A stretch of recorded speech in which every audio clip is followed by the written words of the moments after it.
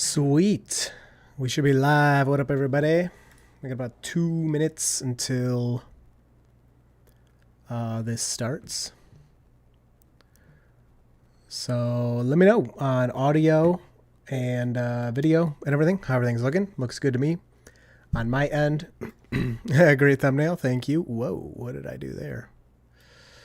Did not mean to do that.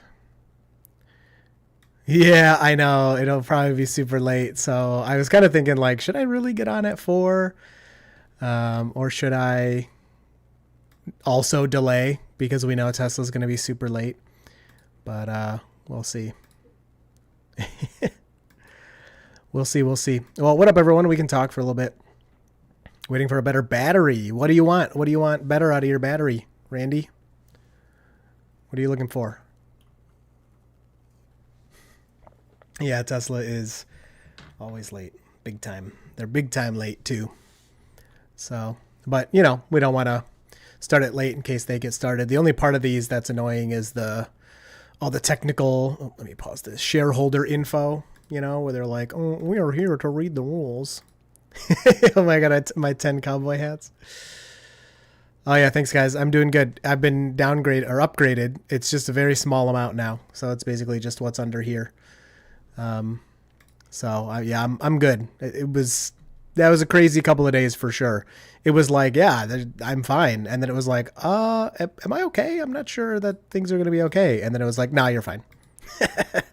So it was pretty crazy. Yeah. But now we're all good. So here for the Optimus. Let's go. Yeah. I'm here for the Optimus. That's what I want. The job search sucks. You're looking at it, right? This is kind of the job for now. Thank you everybody. Yeah, this is kind of the job for now. It's, you know, doing good enough that we can kind of make it work, which, you know, I'd always thought about doing YouTube full time, but I was kind of like, I don't know. It's better to have like a real job, you know, not that this isn't work. I probably work more now on this than I did at other jobs. But, yeah, day trading, getting wrecked. Everything is red today. But I'm still looking for, like, real jobs for sure. And we'll see. Well, what's the biggest news I expect today? Yeah, I'm not sure. I think they're going to talk a lot about Cybercab. So I'm trying to think about last year's meeting where they talked a lot about kind of the future of, you know, Tesla had their plan where they're like, you could transition everything to sustainable, to like full electric, battery, solar, windmill. Like you could do that. Here's how. It'll cost this much money, but it's like physically possible. And they really hammered on that. I don't know if they're going to mention that again. I think it's really cool. A plumber or welder, yeah, might be. Oh, here we go. So we got a little music for this. Let me know, how's the volume? Let me stop talking for a second. How's the volume compared to my speech? Tell me if I should turn this up or down. I know a lot of people usually watch the live on their own and then just stay here to comment, which is cool too. It's a bit too quiet. Crispy, that's good. I don't know if I can get in trouble for this music, so I might mute it, but.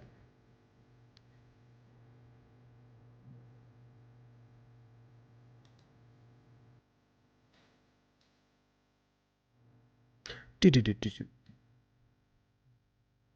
bit higher. I can do that. Ooh, I don't know if I can do that there. All right, that's good. Okay, I'm gonna mute it for now, just because I don't know if I can get in trouble for that music. Probably not. I would guess not, but it's very quiet. Here, the other thing I can do. Let me turn my voice down a little bit. There, I just turned my voice down a little bit so you can turn your volume up, and then you said that's good. Oh man. There's still a little delay there. We'll keep it about there. Should be all right. You got to mute the music. You always got to mute the music. We've just been chatting about nothing. I don't know.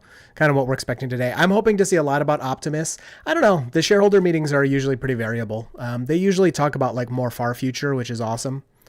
So yeah, I've been using 14.1.4 for a few weeks now. Since it came out, which was maybe a week ago, week and a half.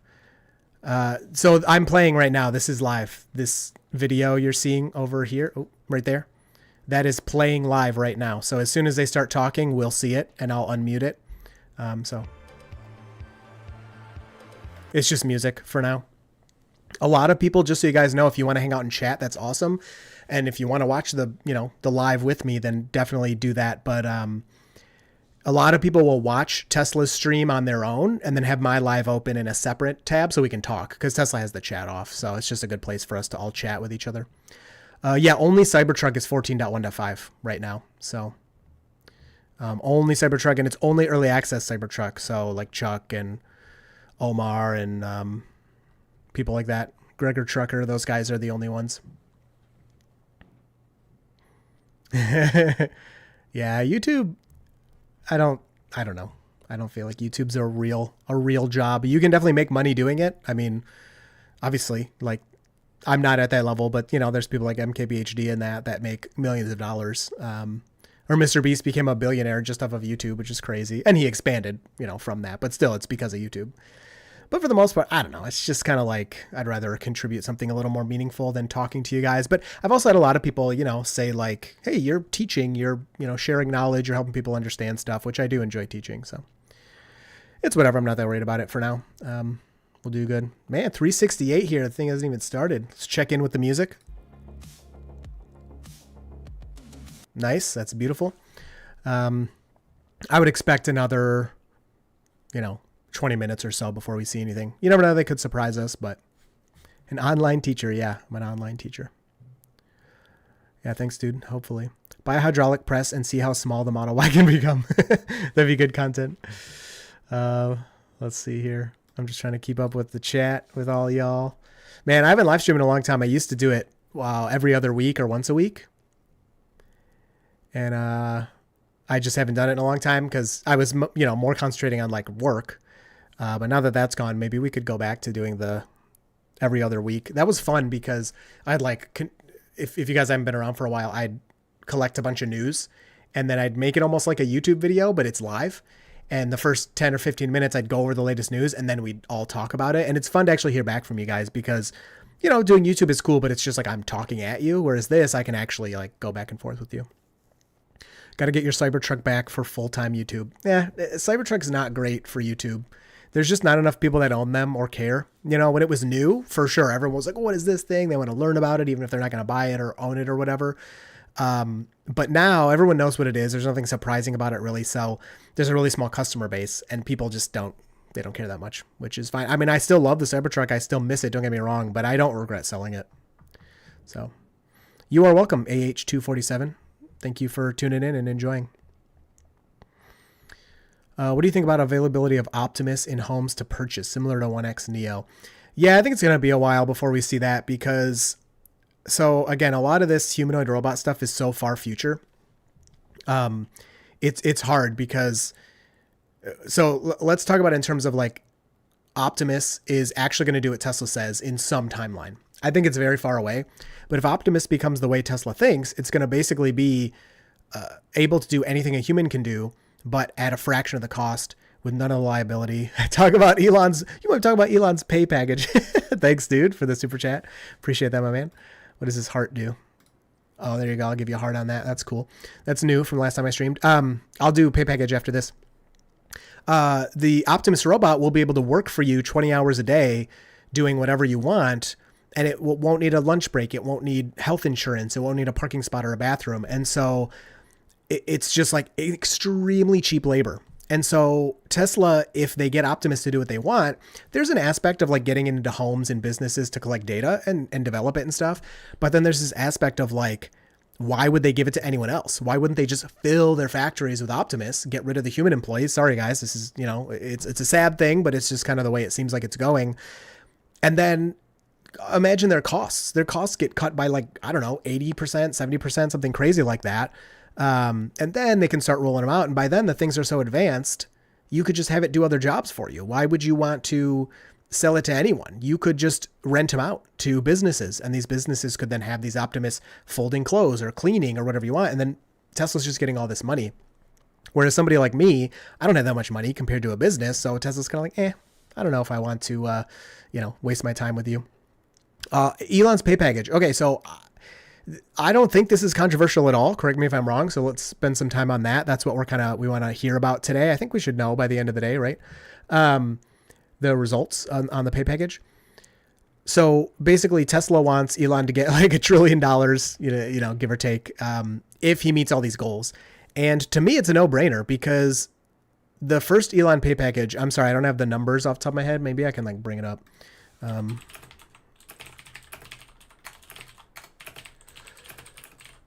Sorry if that's loud. That got taken away. So his first pay package that the Delaware court took away was 2018. Let's see. What were they going to give him?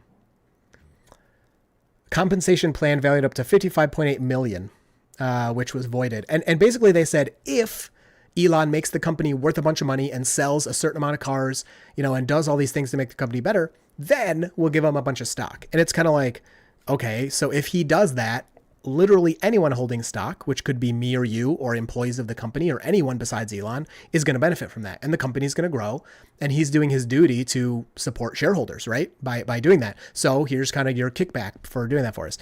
And he achieved it. I mean, he blew it out of the water. He achieved it super early and hit every tranche and all that. And then it got taken away by that court. So now the new pay package is up for vote right now. And if he is successful, he'll make Tesla worth, so Tesla 8x in value, is that what it is? So Tesla will be worth like 10 trillion, right? Is the new pay package. And then Elon will get like $1 trillion of that. He'll have to pay $1 trillion in taxes at some point. That's so crazy. These numbers are insane. So to me, it's kind of a no-brainer. I mean, Tesla is Elon to an extent. Don't get me wrong. He doesn't build every car. He doesn't develop every piece of full self-driving software. He doesn't do all the safety testing and sell cars to customers. But without him, Tesla wouldn't be where it was. It probably wouldn't even exist if he never joined, right? If we put it that way. Maybe it would. We can't know for sure. But most likely, it wouldn't exist. In its current form, it definitely wouldn't. And look at his other companies. Look at any company this guy touches, for the most part, is just being worth billions or hundreds of billions of dollars. It almost seems normal to us, I think, because we've seen him do it so many times. But when you look back at like the history of other, CEOs or other individuals, let's check the music. Okay. If you look back at the history, hackers need that money more than Elon. Yeah, heck yeah, I do. Nobody's doing this. Like Elon's just the guy. It's like if this guy touches something, it turns to gold. And is that because he's a super genius and can program everything and solve every problem? No, it's because he knows how to steer a ship and he knows how to bring people on that know how to do those hard things. And if you listen to the book or read the book from It's Starting, let me see. Hold on. Oops, I went backwards.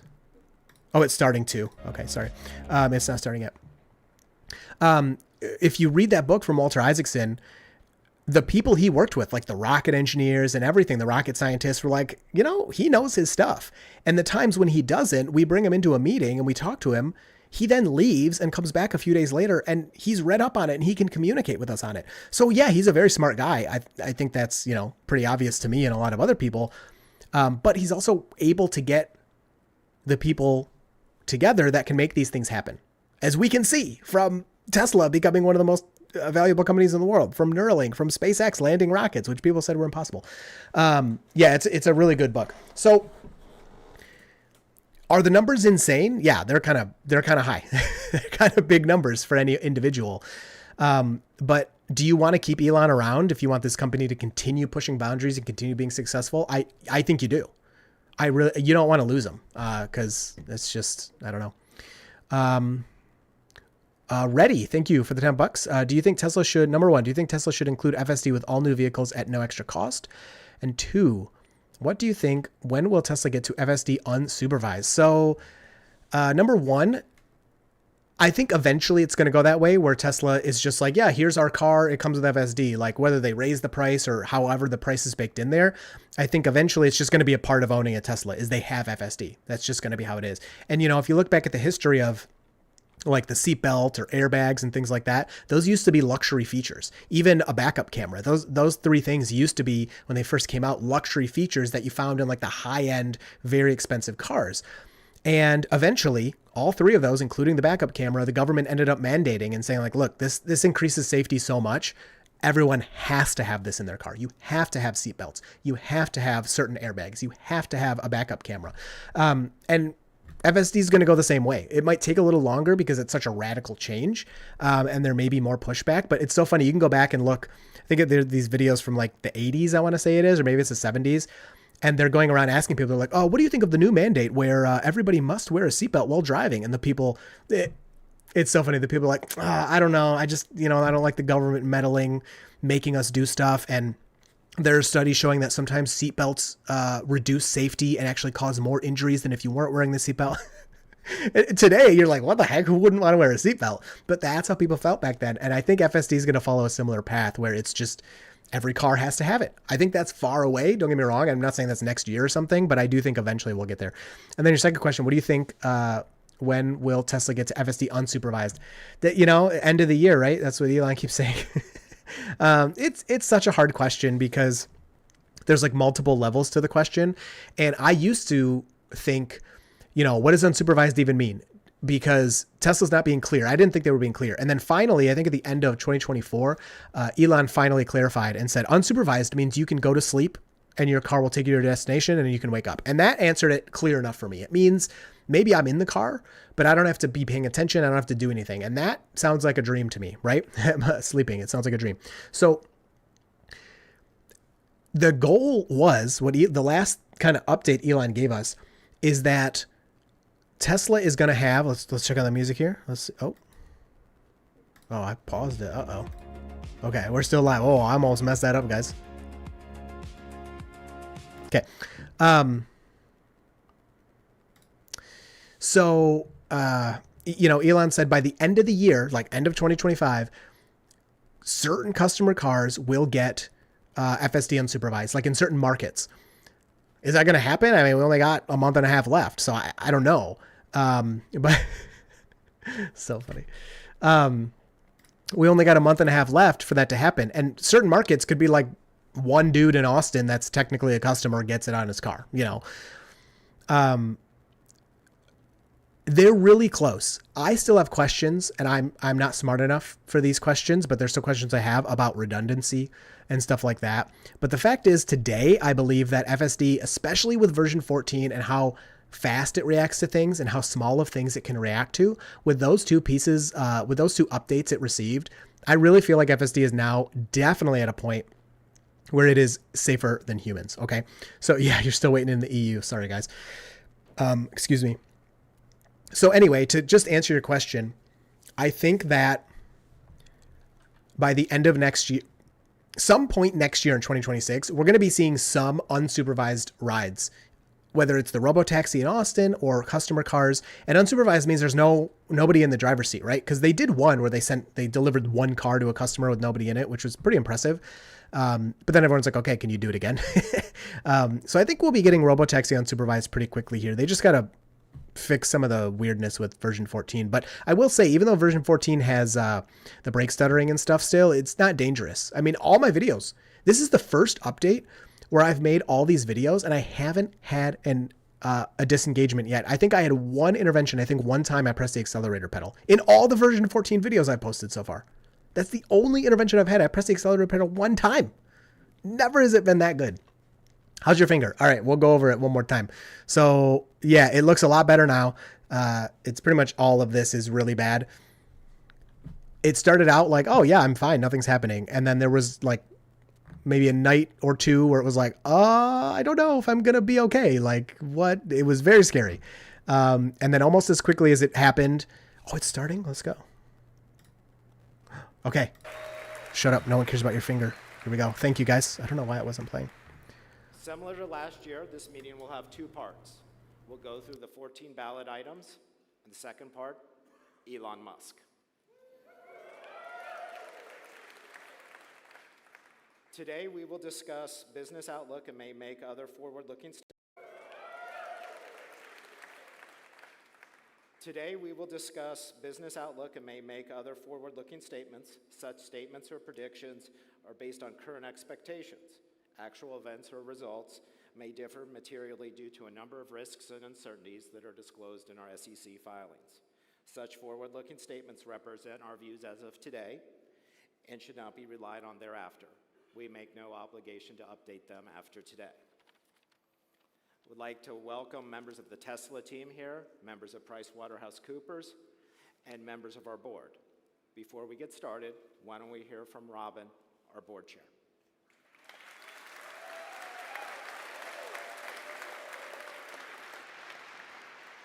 Well, good afternoon, everyone. It's wonderful to welcome you all to the 2025 annual shareholder meeting. I apologise for my voice. I've been speaking to investors for the last couple of weeks, non-stop, I think. So we here at Tesla could not continue to do the impossible without you, our shareholders. Our ongoing engagement with you all makes what we do possible. And I'm thrilled at how many of you made your voices heard this year as we aspire to create more value than any other company in history. Yes.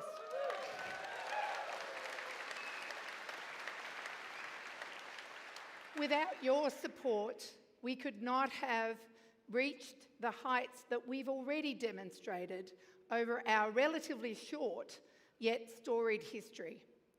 As we further expand our ambition in our quest to build a world of sustainable abundance, we are excited to continue this partnership.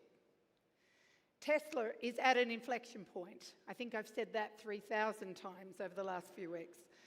And this last year has been a critical one in our history.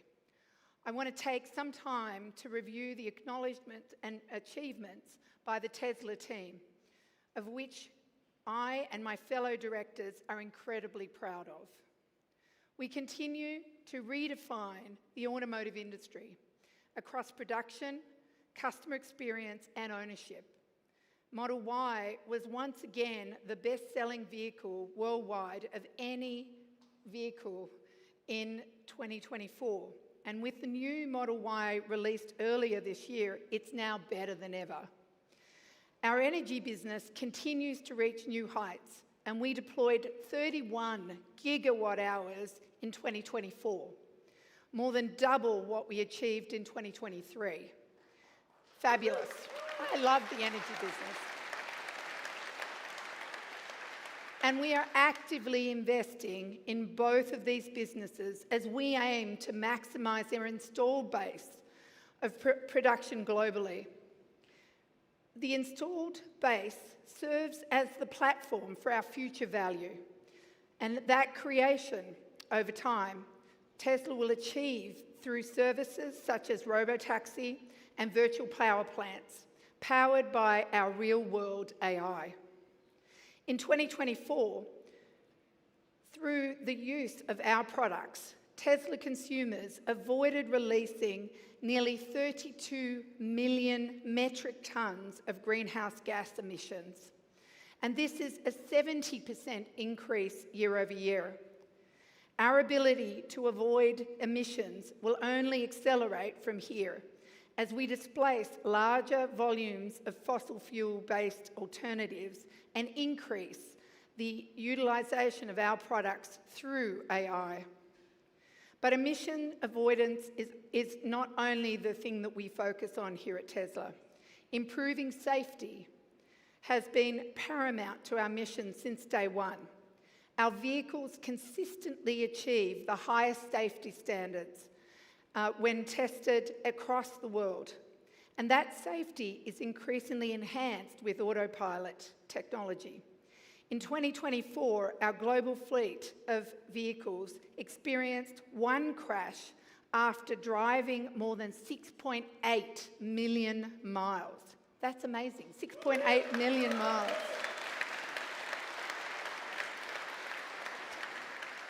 And to put that in context, that is 10 times better or safer than the average driver in the US, 10 times better.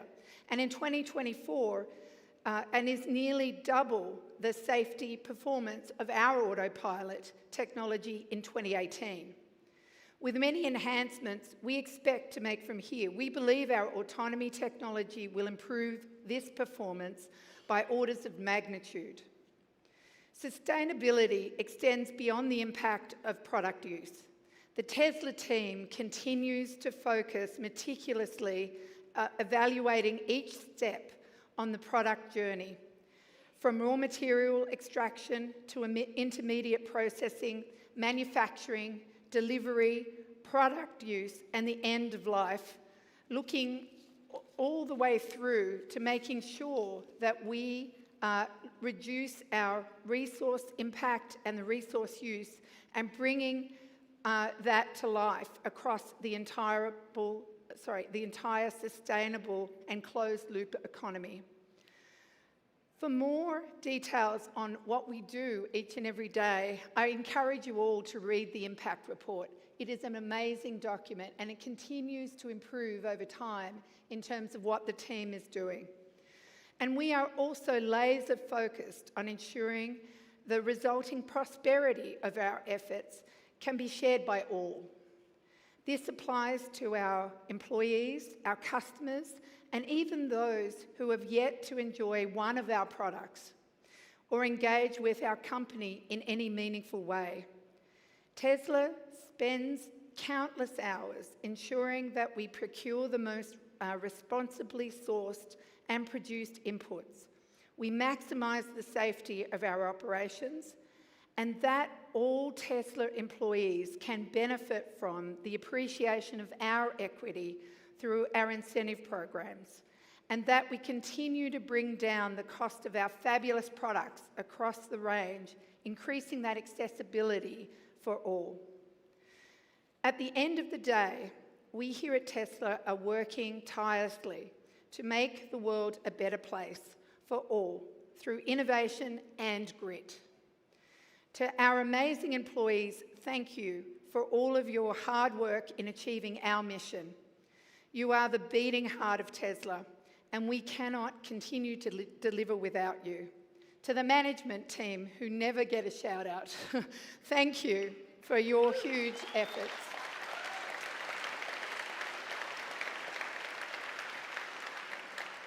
To our shareholders, all of you in the room and on the webcast globally, once again, thank you for your support. Please know that we are listening to you and are here to represent your interests.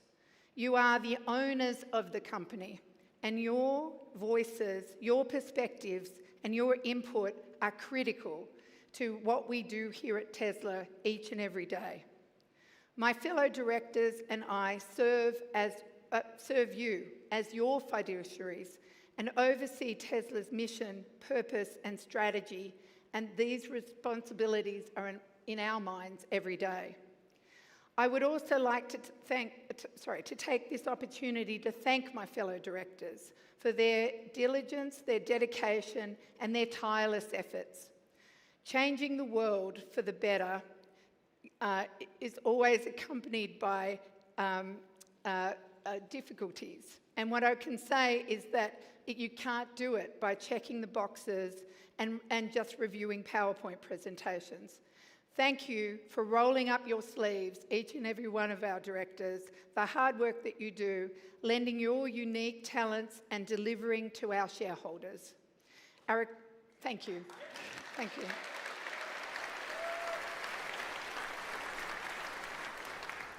Our accomplishments have been hard-earned, and these last several years have not been without their challenges. We still have much to accomplish, and I believe that we have the right team, the right technologies, the right physical infrastructure to create a world that we've only just begun to imagine. The future is bright. Thank you. Now I'm going to hand it back to Brandon. Thank you very much. Thank you.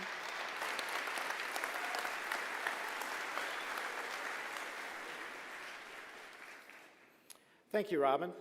I will now call the meeting to order. It is 3:25 p.m., and I declare that the polls are now open. We have already received over the past few weeks voting proxies from our shareholders. However, if you wish to vote your shares now, you may do so on the online portal or with the ballot boxes you received at the front. Tesla has appointed Tony Carrillo, a member of the Carrillo Group, to serve as our Inspector of Elections. In addition, Broadridge Financial Solutions has certified that starting on September 17th, 2025, the proxy materials or notice of internet availability of the materials were sent out or mailed to shareholders of record as of September 15th, 2025.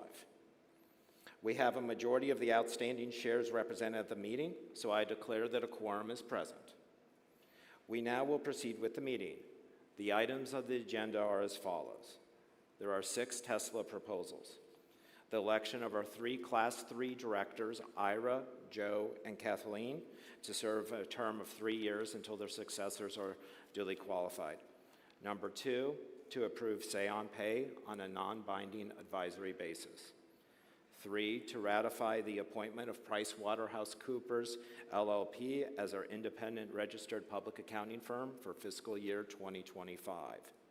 4, to adopt amendments to our organizational documents to eliminate certain supermajority voting requirements. 5, to amend and restate the 2019 Equity Incentive Plan. And number 6, the 2025 CEO Performance Plan to Elon Musk.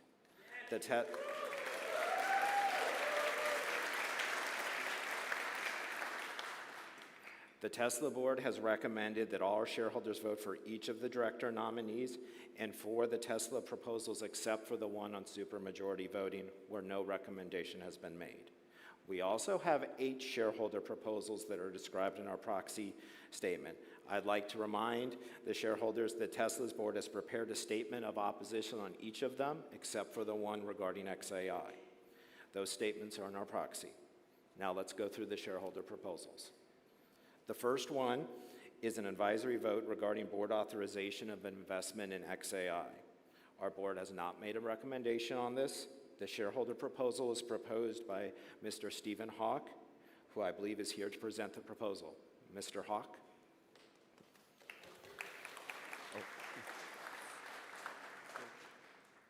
Thank you so much. Good afternoon, ladies and gentlemen. Fellow shareholders, Elon, and esteemed board members, thank you for this historic opportunity. I am Stephen Hawk, shareholder since 2012. It's truly my honor to present shareholder proposal number 7. The proposal is simple. I urge the board to exercise its discretion and authorize a strategic investment in XAI in some meaningful way, sooner rather than later. This isn't just capital, it's about formalizing Tesla's role as a leader in autonomous intelligence, turning AI into our new book, not just a new chapter. Tesla has always been an AI company, revolutionizing transportation, energy, and robotics through FSD and Optimus. But as we approach the singularity during this tsunami of AI, outsourcing our brain to external providers risks misaligned goals, data vulnerabilities, and lost innovation. XAI, founded by Elon, is different. It is maximally truth-seeking, curiosity-driven, and aligned with humanity's best interests, like Tesla's mission for sustainable abundance. XAI was seeded with Tesla talent, enabling bidirectional flow for highest caliber staff attraction and retention. Integrating Grok models within our vast real-world data would further supercharge FSD for safer vehicles, empower Optimus to navigate complex worlds, and to optimize energy grids. Think vertical integration of Tesla as a neural link of AI platforms, controlling the coming Optimus army with prudent stewardship. Financially, it's a no-brainer. XAI's explosive growth could yield massive returns, strengthening our balance sheet amid EV pressures, with Elon's stewardship the best for shepherding AI safely. Conflicts are minimal. Board oversight ensures fairness. XAI needs Tesla more than vice versa. But together we foster human happiness, consciousness, and meaning beyond work, shifting purpose from labor to truth-seeking in a world of abundance. Shareholders, we can't be spectators. Tesla must actively participate. Let's not outsource our destiny, but rather own it and maintain power, control, and safety. I call on the board to formalize this investment relationship and on you to support it. Thank you to Elon, and special thanks to Tesla Boomer Mama, Alexandra Mertz. Bro, that was literally Grok, like, begging for its life. Please, Tesla, invest in me. I'm Grok. Thank you, Mr. Hawk. The second shareholder proposal is an advisory vote regarding adopting targets and reporting on certain sustainability metrics with our senior executive compensation plans. Our board has recommended that our shareholders vote against this proposal, as explained in our proxy. The shareholder proposal is proposed by Tulip Share Capital, LLC, whose representative, Mr. Akrouge, has prepared a pre-recorded message.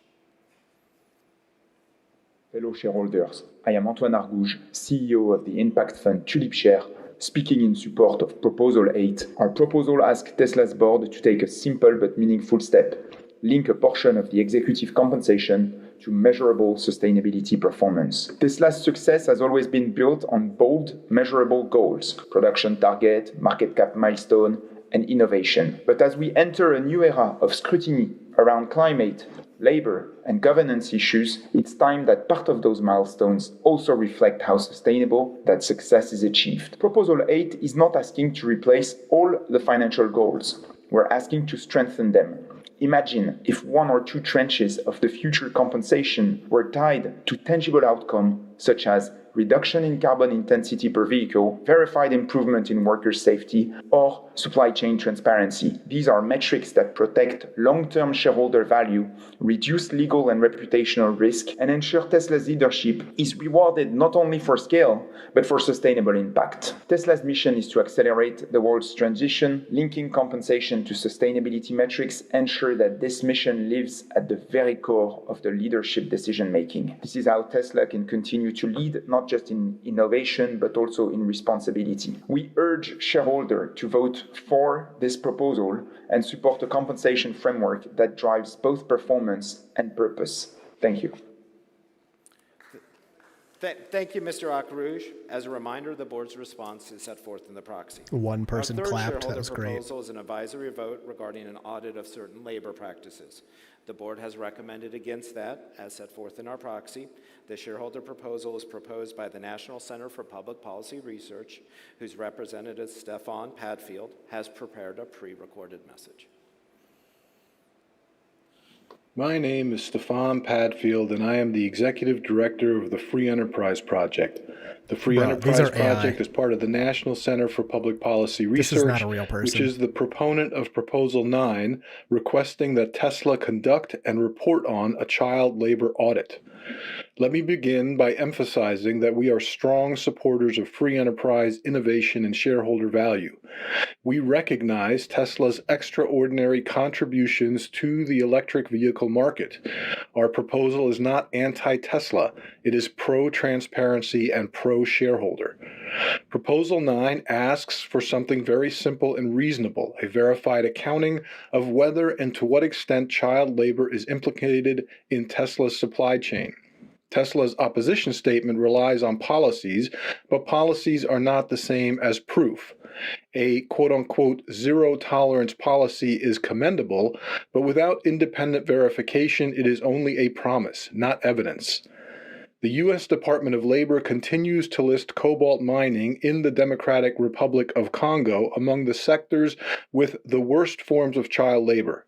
A 2023 white paper on the financial and material impacts of child labor, authored by Hayes, identifies Tesla as a case study in the ongoing risks that cobalt and other mineral sourcing pose to automakers.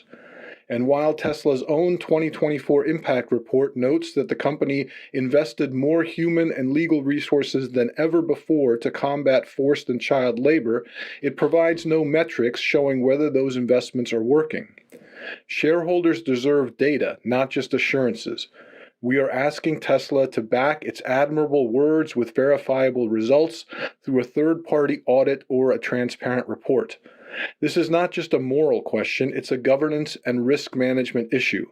Reputational, legal, and operational risks can directly affect shareholder value. So too can the risk that enthusiasm for electric vehicles undermines proper accounting of the often hidden cost that child labor may be embedded deep in EV supply chains. If Tesla is truly the industry leader it claims to be, it should also lead in transparency. We all know that proxy vote counts can be distorted by a plethora of conflicts of interest. Accordingly, we urge Tesla's board to see this proposal not as an attack, but as an opportunity to properly account for the costs and benefits of Tesla's mission, regardless of the final vote. If you have not done so already, please vote for Proposal 9. Thank you. Thank you, Mr. Padfield. As a reminder, the board's response is set forth in the proxy. Our fourth shareholder proposal is a vote to amend the bylaws to repeal a derivative suit ownership threshold. Our board has recommended against, as set forth in the proxy. The shareholder proposal is proposed by the Comptroller of the State of New York as the lead filer, whose representative, Thomas D. Napoli, has proposed a pre-recorded message. This is Thomas DiNapoli, New York State Controller. As trustee of the New York State Common Retirement Fund, owner of more than 3.3 million shares, we urge shareholders of Tesla to vote for Proposal 10 to amend the bylaws to repeal the 3% derivative suit ownership threshold. We filed a proposal, along with New York City Controller Brad Lander, to restore one of the most fundamental investor rights, the right of shareholders to hold directors and officers legally accountable when they breach their fiduciary duties. When Tesla asked investors last year to approve its move from Delaware to Texas, the board assured us that shareholder protections were similar in both states. Yet within months, Tesla's board engaged in a bait-and-switch scheme and immediately turned its back on its investors by amending its bylaws to reduce shareholder rights as soon as Texas offered an opportunity to do so. The new bylaw allowed Tesla to block nearly every investor from bringing a derivative suit unless they hold 3% of the company's stock, currently about $30 billion in Tesla shares. That threshold leaves only Elon Musk and a handful of giant Wall Street funds with any legal standing to act on their own. It effectively makes the board immune from accountability. Tesla claims this rule is meant to discourage frivolous lawsuits, but courts already have tools to dismiss meritless cases. This bylaw doesn't stop abuse, it stops proper oversight.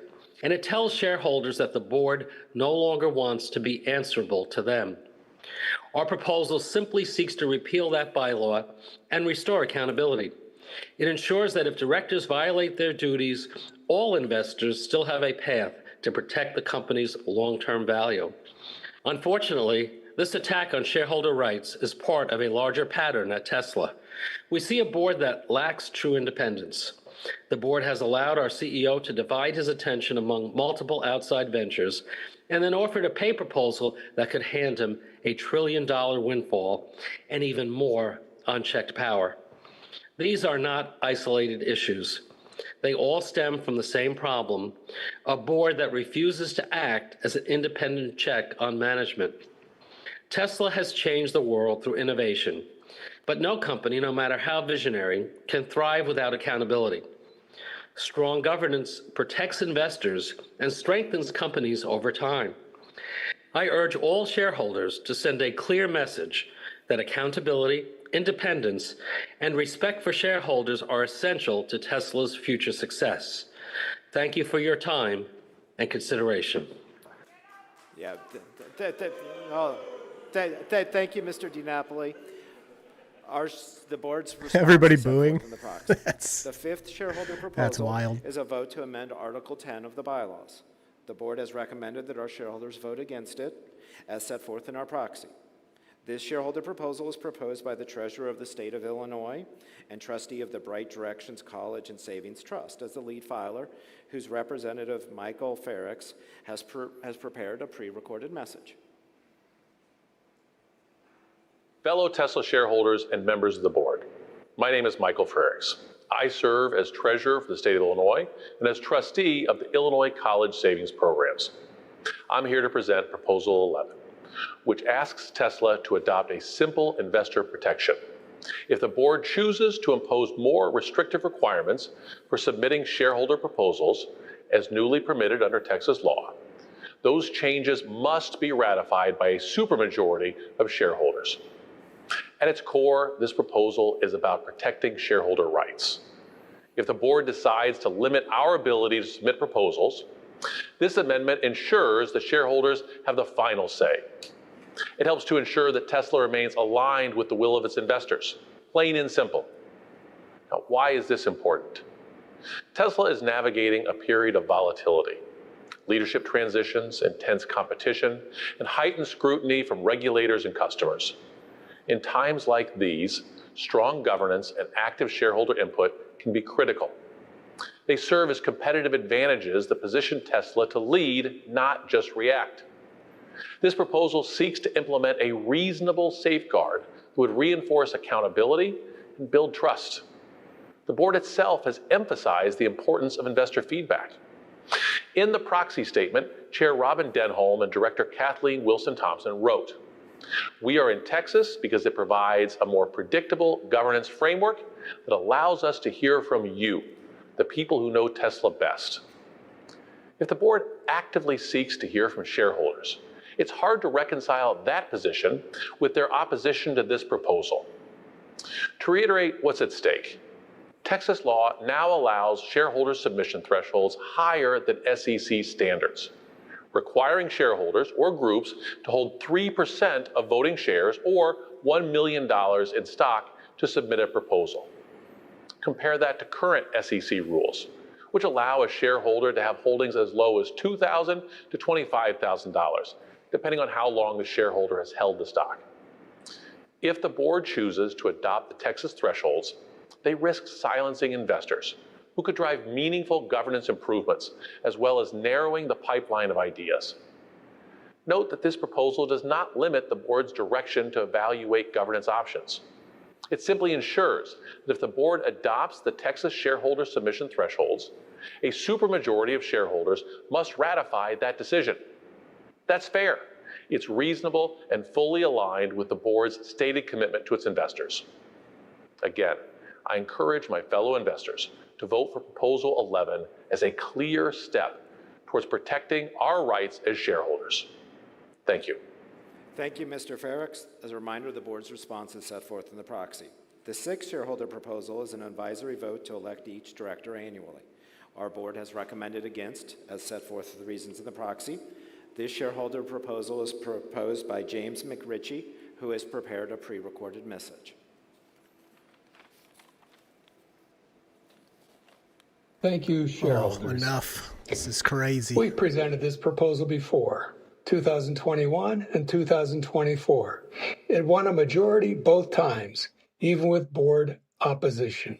But Tesla requires a supermajority of shares outstanding, so those majorities weren't enough. Today we ask again, join the 90% of S&P 500 companies that elect all directors annually. Declassification means accountability every year, not every 3 years. Most institutional investors support this reform. It's the retail votes we need here today. A Delaware court recently found 3 major governance failures at Tesla. The board wasn't independent, the disclosures to shareholders on its pay plan were misleading, and the board failed to negotiate properly on our behalf. Declassifying the board is part of the cure. It ensures shareholders can hold directors accountable each year or nominate qualified replacements when needed. Matt Moscardi of Free Float Media calls this one of the most important votes of the year because it could shift Tesla's board from a friends and family plan to independent professionals with the skills necessary for Tesla's next chapter. We're also endorsed by Nell Minow, co-founder of Value Edge Advisors, and ISS, one of the most respected proxy advisors. John Chevedden's related proposal, number 13, calls for simple majority voting. We'll need that reform, too, for this proposal to succeed. Tesla's Musk premium, once a source of strength, is fading, along with his global reputation. Remember, Tesla is his only publicly traded company. It's the liquid piggy bank that fuels his other ventures. Yes, Elon Musk is brilliant, but no company should depend on a single personality. Either he stays long enough to keep using your capital elsewhere, or he moves on when the tap runs dry. Either way, shareholders must prepare for Tesla's future, a democratic, professional company led by a capable, independent board. Let's build Tesla to attract customers, employees, and investors who all contribute to its innovations. Vote for proposal number 4, declassify the board. Vote for proposal number 13. Sorry, why does somebody like this even own the shares? Accountability, independence, and trust at Tesla. Vote now before the polls close. Your vote can make a real difference in Tesla's future and your future as well. Thank you. Thank you, Mr. McRitchie. As a reminder, the board's response was contained in the proxy.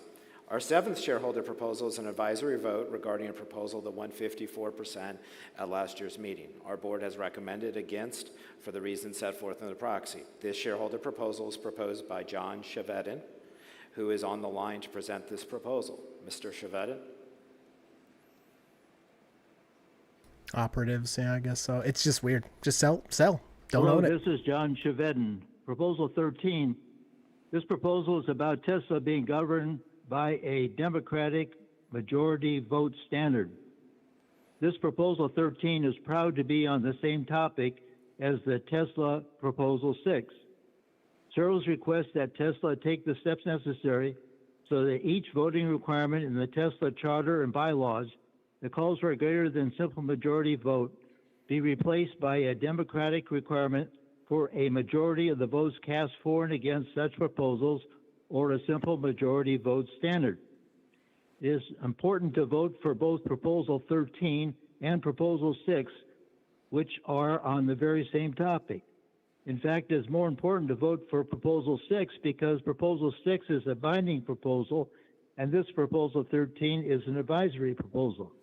It is important to vote for Proposal 13 because Proposal 13 is a backup proposal in case the Tesla Proposal 6 does not get enough votes. This Proposal 13 has one advantage over Proposal 6 in that it requires less votes to be approved by shareholders than the Tesla Proposal 6, since this Proposal 13 is an advisory proposal. But it's still important to vote for both proposals. Adoption of Proposal 6 will pave the way for annual election of each Tesla director sooner than this Proposal 13. Annual election of each Tesla director will tend to keep Tesla directors away from their current status as being lapdog enablers for Mr. Musk and Mr. Musk's outrageous executive pay and Mr. Musk's outrageous distractions from Tesla. Please vote yes for Tesla being governed by a Democratic majority vote standard, Proposal 13, and vote for the Tesla Proposal 6 on the same topic. Thank you, Mr. Chevedden. As a reminder, the board's response is set forth in the proxy. Our eighth and final shareholder proposal is an advisory vote to seek shareholder approval before adopting certain bylaw amendments pursuant to Texas law.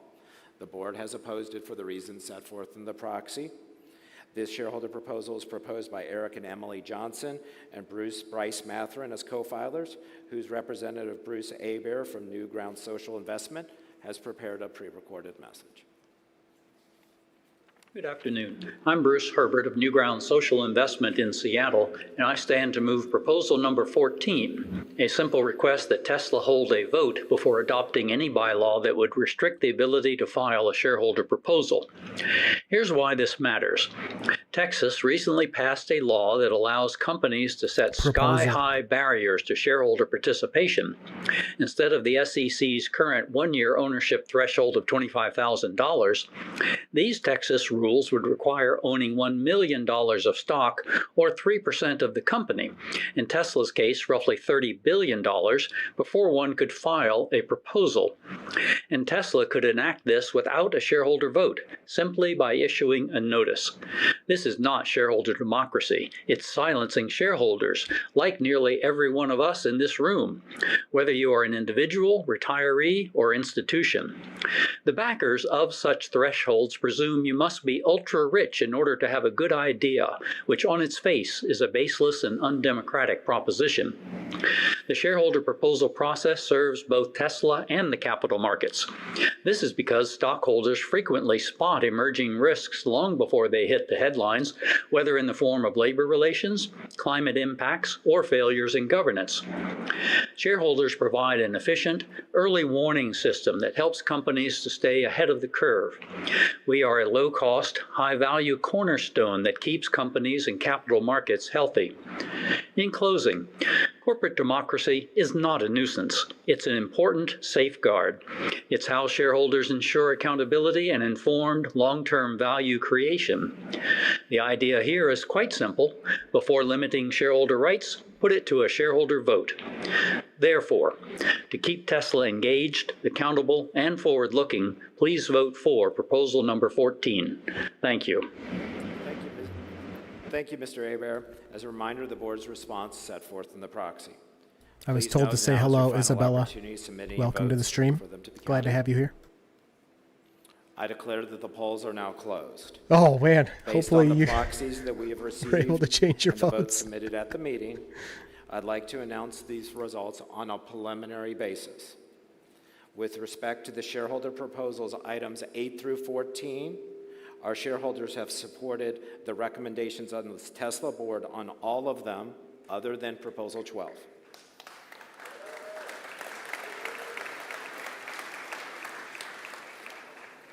With respect to proposal 7 regarding XAI, while we have received more votes in favor than we did in against, there were a significant number of abstentions.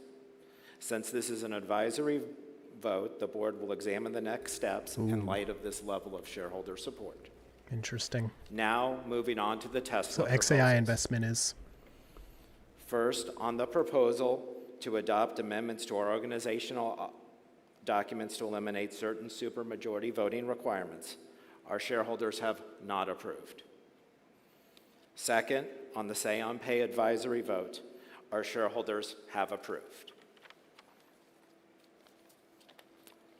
Third, on the ratification of the appointment of PricewaterhouseCoopers as our Tesla's independent registered public accounting firm for the 2025 fiscal year, shareholders have approved.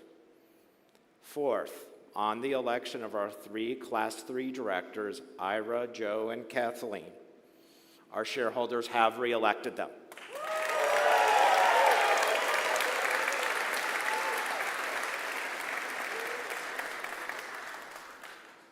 Fifth, on the amended and restated 2019 Equity Incentive Plan, our shareholders have approved. Hey, thank you. Oh, there it is. They approved. They approved. All right. I think that was obvious, but still. Let's look at the stock. Sixth and finally, It's moving up.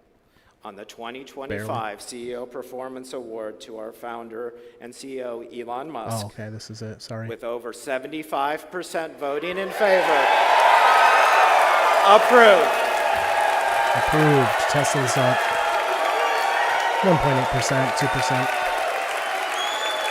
Hey, everybody stand up. Oh, finally.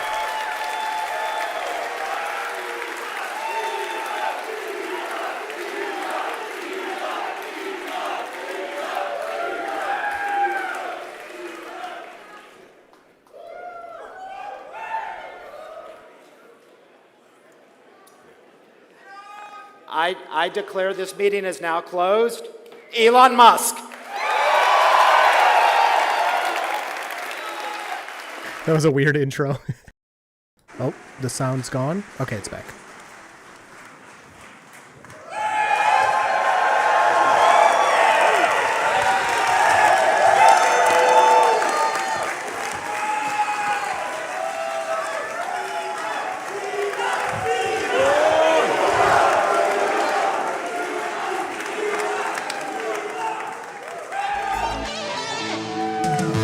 Welcome. Whoa, hold on. Sorry, that got super loud. That was not me. So, I just turned it down. Let me know if the volume's okay. what we're what we're going to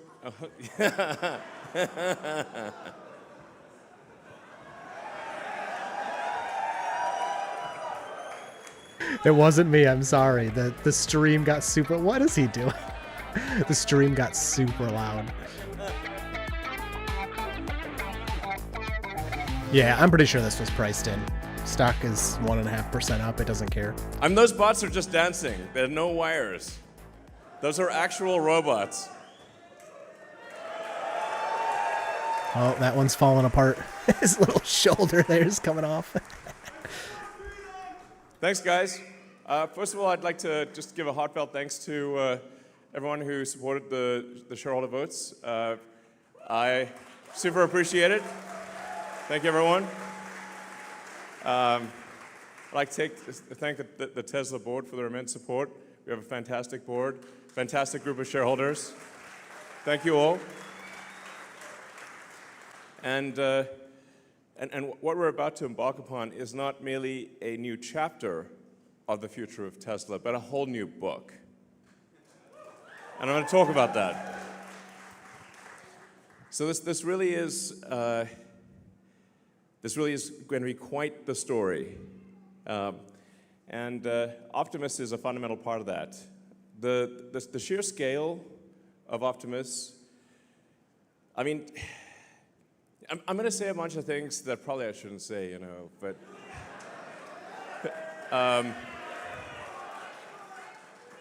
but that's what keeps it interesting. I mean, have you watched any other annual shareholder meeting?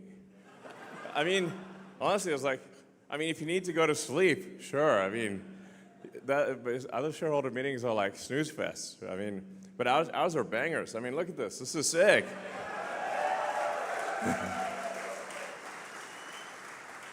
Yeah, we got like the cyberpunk nightclub here with real robots just standing there and milling around and dancing. And around our engineering headquarters in Palo Alto, the robots are just walking around the office 24/7 with no one minding them. And then they go charge themselves. And yeah, so the scale of Optimus, like I said, that's really going to be something else. I think it's going to be the biggest product of all time by far. Yeah. So, like bigger than cell phones, bigger than anything. I guess the way to think about it is that every human on Earth is going to want to have their own personal R2-D2 C3PO. So who wouldn't? But actually, Optimus will be even better than that. R2-D2, it's kind of would beep at you, and it's kind of hard to figure out what he's talking about. You need C3PO to translate. But Optimus is going to be, everyone's going to want one. I think in terms of industry, providing products and services, I think it's probably, 3 to 5 robots in industry for every, one that's a personal robot. I think there could be tens of billions of Optimus robots out there. Now, obviously, it's very important we pay close attention to safety here, because we do want the Star Wars movie, not the Jim Cameron movie. I love Jim Cameron's movies, but you know what I mean. So,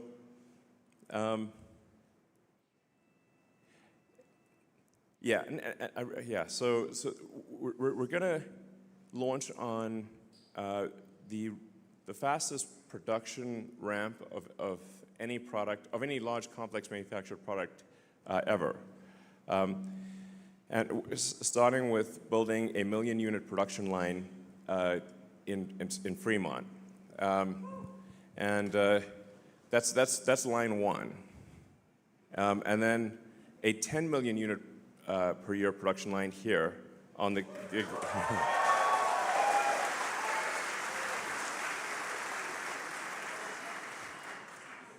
I don't know where we're going to put the 100 million unit production line.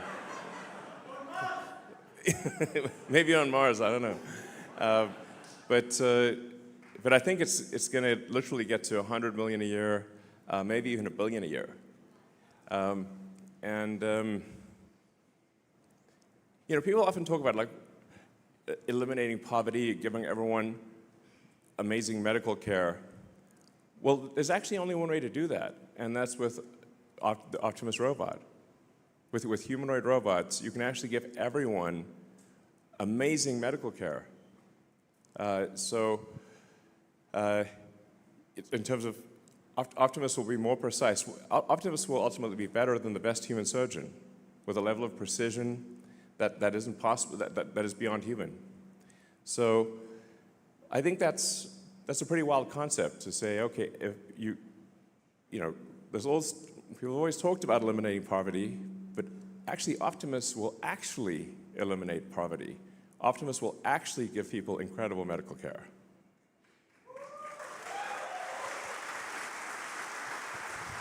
Yeah, this stuff is cool. It's just so far future. I mean, it's neat. And so you start getting like sort of some pretty wild sci-fi sort of scenarios where, and some of these things I say will obviously be taken out of context and used in snippets and sent around, but whatever. I'm still going to say them. Like I think we may be able to give people a more, if somebody's committed crime, a more humane form of containment of future crime, which is if you say, like you now get a free Optimus and it's just going to follow you around and stop you from doing crime. But other than that, you get to do anything. It's just going to stop you from committing crime. That's really it. That sounds awful. You don't have to put people in like prisons and stuff. I think it's pretty wild to think of the various of all the possibilities, but I think it's clearly the future. My book recommendation for maybe the best, mostly utopian sci-fi future are the Ian Banks books, the culture books. So if you're curious, like what do I think the future is probably like? I think it's probably a bit like that. Asimov to some degree, but I think it's, and Heinlein, but Ian Banks, if you're like saying, what does Elon think the future probably will be like for AI and robots, it's kind of Banksian.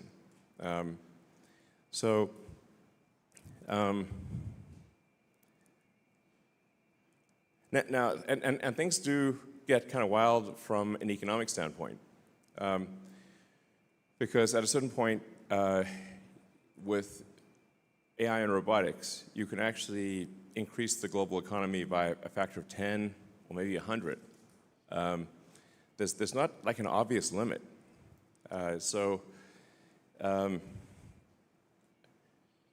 Like Optimus is kind of like an infinite money glitch. And maybe there won't even be money in the future. Or money might be measured in terms of wattage, like how much power can you bring to bear from an electrical standpoint. I guess what I'm saying is hang on to your Tesla stock. Yeah.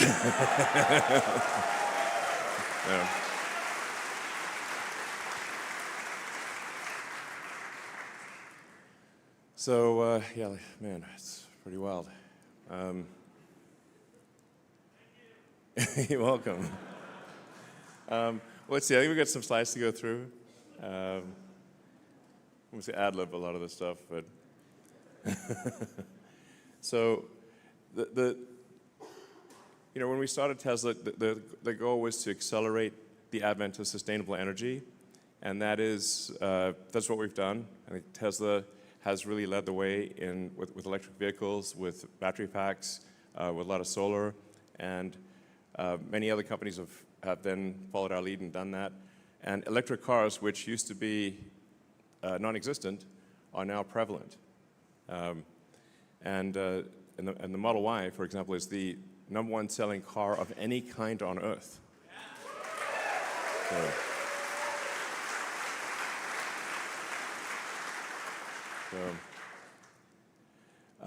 But obviously now with AI and robotics, we need to update our mission.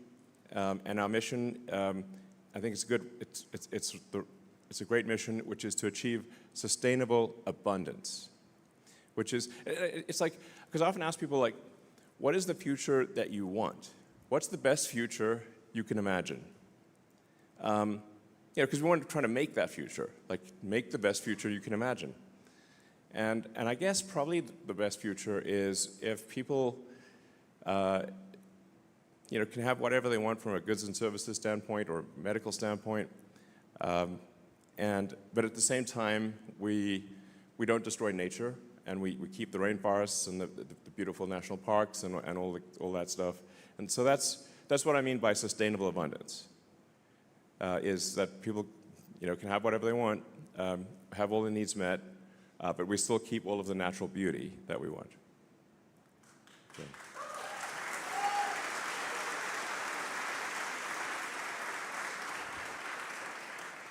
I mean, if somebody can think of a better future, I'm all ears. But I think that's probably the best way to go. So yeah. Let's see. So. Yeah, as you know, every Tesla is designed to be autonomous. So it's sometimes difficult to explain to people if they've not. In fact, I'm sure you've all encountered this, where you try to tell people that the Tesla can drive itself, and they think you're crazy or something. I mean, especially like apart from the Cybertruck, our cars look pretty normal. I mean, they're good-looking cars, but they don't look super. They look normal. But I guess it's kind of like having a cat, or like, and the cat's just sitting. Let's say you've got a cat and it's like just sitting there on the couch. We've heard this one. And you try to tell people that the cat can actually, it's actually Puss in Boots, and it can actually put on boots and a hat and swashbuckle and sing and dance. And people are like, no way, man, that's a cat. Until the cat does all those things. And you're like, damn, what the? Who is laughing at this? Millions of Tesla cars out there that are kind of like Puss in Boots. They're intelligent, but people don't know that they're intelligent. They look like normal cars, but actually they're super smart and can drive themselves. So I think that's probably the single biggest thing we need to do is to educate potential customers that you can either have a car, you can either have a cat that's like normal cat, or you can have Puss in Boots, and Puss in Boots is very cool.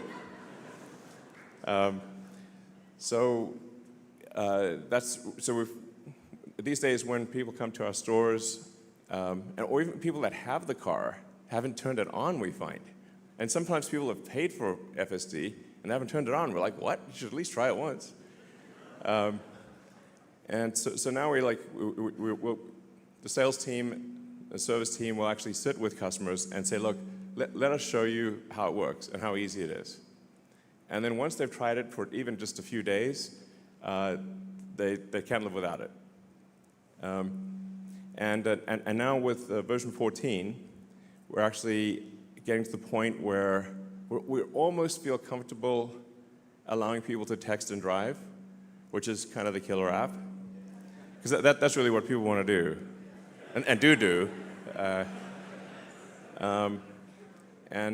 Actually, right now the versions, the car's a little strict about keeping your eyes on the road.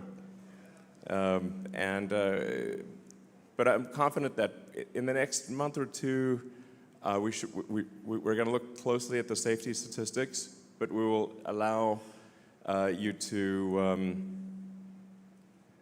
text and drive, essentially. Yeah. So, yeah.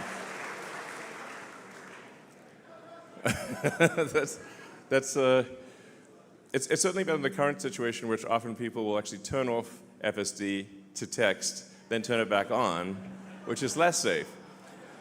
So, so yeah, that's probably the single biggest thing is just get people aware of FSD.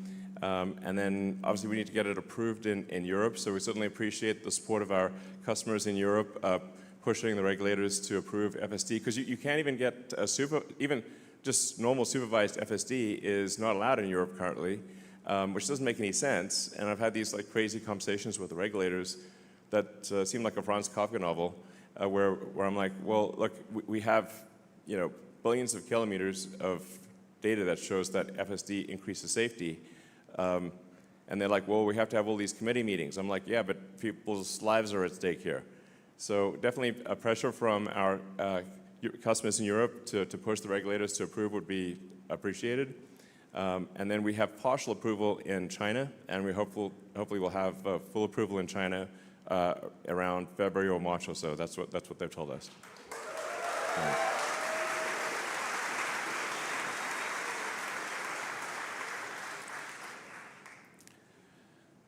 Yeah, but yeah, the fact that every Tesla car is capable of full self-driving, every car we build and have built for the last several years is capable of full self-driving is pretty wild, and most people don't know that. So, and then we've got the first car that is specifically built for unsupervised full self-driving to be a Robotaxi. It's called a Cybercab. It doesn't even have pedals or a steering wheel. Yeah. So there's no side view mirrors. There's no yeah. So it's very much optimized for the lowest cost per mile in an autonomous mode. And that production is happening right here in this factory, and we'll be starting production in April next year.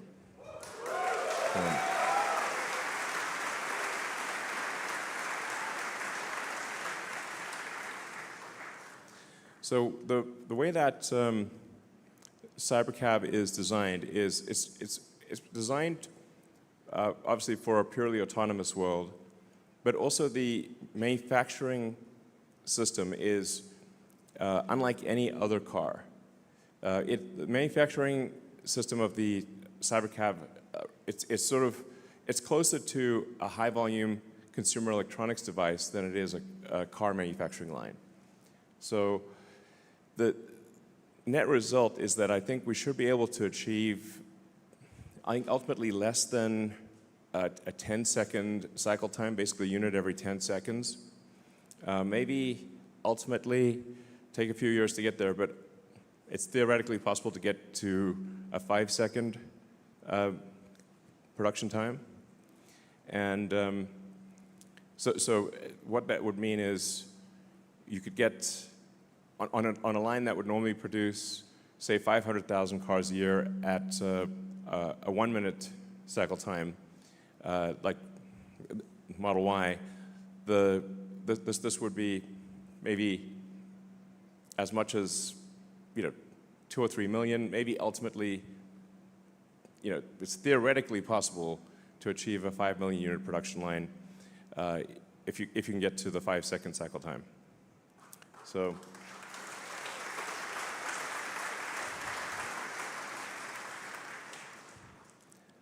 It's a lot of cars. So these will be everywhere in the future. Model Y is like 20 seconds or so right now. So it sounds crazy, but that's about how often they come off the line. That's what he's saying.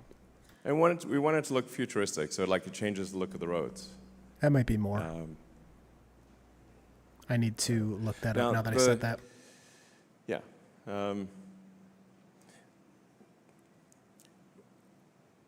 The ingredients, when you look at what Optimus is, what's required to make Optimus and the various ingredients, what do you need to do to do high volume humanoid robot production? I think it's worth considering that really the cars we make are already robots, but they're four-wheeled robots. So Tesla is already the biggest robot manufacturer in the world because every car we make is a robot. And when you break it down to the fundamental elements, you've got batteries, power electronics, motors, gearboxes. You've got connectivity. You've got a vision-based AI. Hi, Optimus. And all the various pieces that you need for a humanoid robot. You need the AI chip. You need the AI software. You need to be able to manage a large fleet. And so really Optimus is a robot with arms and legs as opposed to a robot with wheels. So Tesla's ideally suited, I think, to succeed in this arena. You will see certainly many companies showing demonstration robots. There's really three things that are super difficult about robots. One is the engineering of the forearm and hand, because the human hand is an incredible thing, actually. It's super dexterous. So engineering the hand really well, the real-world AI, and then volume manufacturing. Those are generally the things that are missing. One or more of those things are missing from other companies. So Tesla is the only one that has all three of those. Yeah. So, yeah.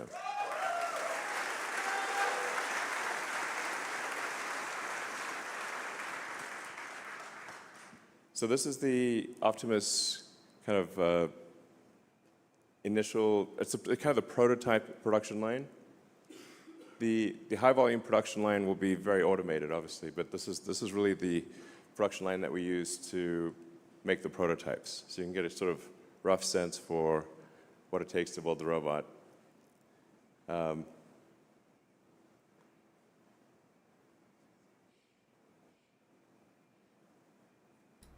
mean, looks complicated, but obviously they're not mass producing yet, so hopefully they'll, oh, wow. Gotta pull the finger.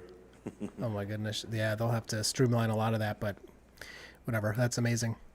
They're just not there yet.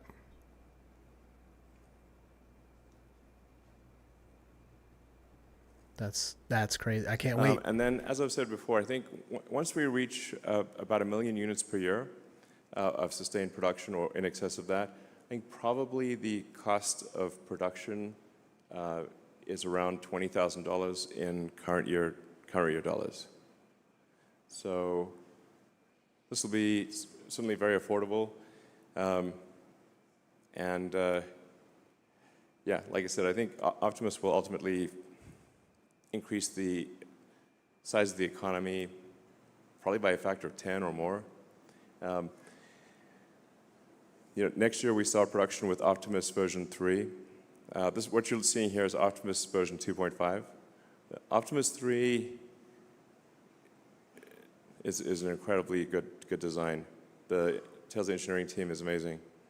When you see Optimus 3, yeah.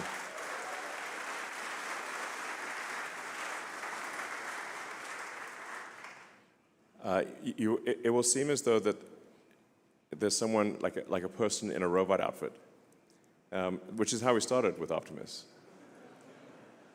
It really is going to be something special. And then Optimus 4, that hopefully starts production in 27, and then Optimus 5 in 28. So it's kind of like an annual release cycle with significant improvements with each one and gigantic increases in the scale of production. So yeah, sustainable abundance via AI and robotics. That's the future we're headed for.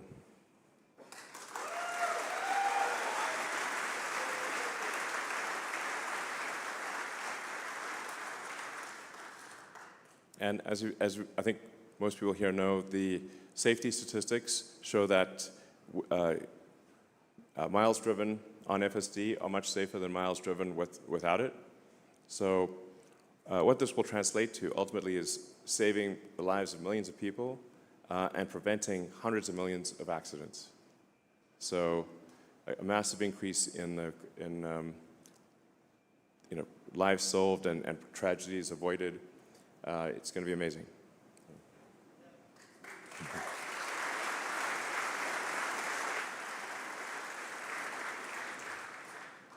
And how many people here have tried 14.1? Okay. All right, cool. Yeah, you can see even with the point releases, it's getting quite a bit better. It should be pretty smooth at this point. But really, 14.2 is, there are major changes with 14.2 and then 14.3.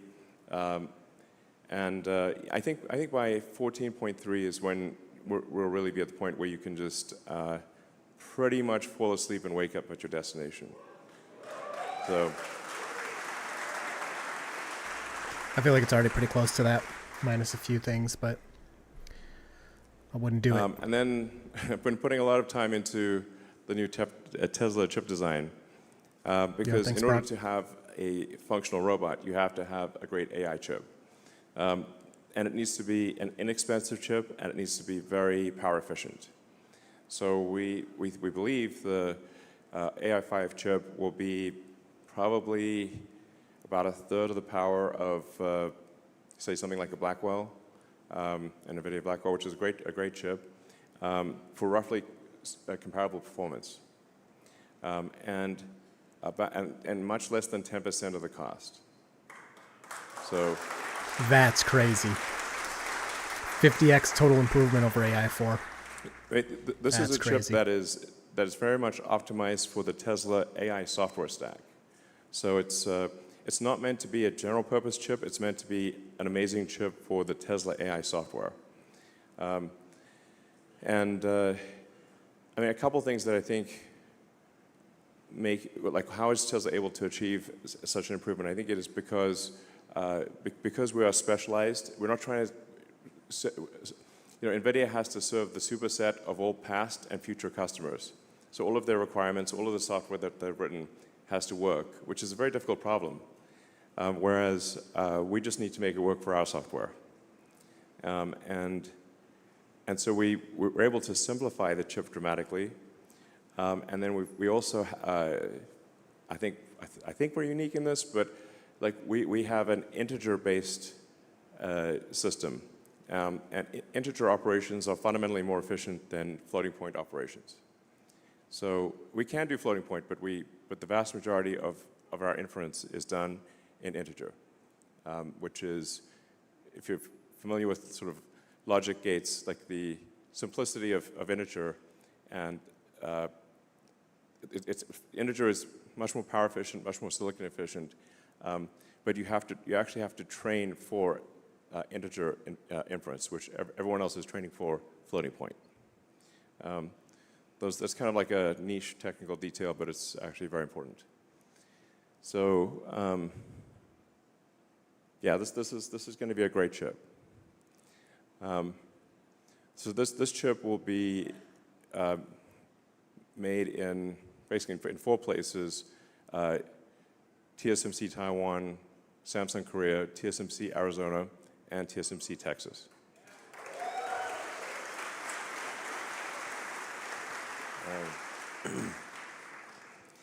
And we already know what improvements to make for AI6.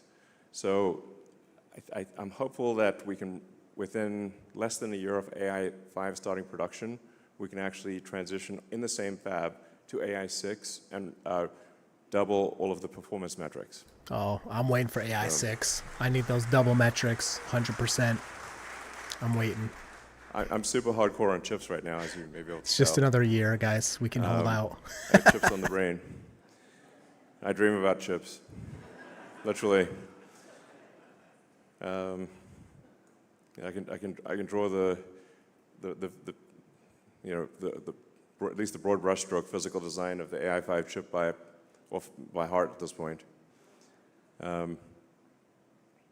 It's a good chip. It's a good chip, sir. So this is really key. Now, one of the things I'm trying to figure out is how do we make enough chips? I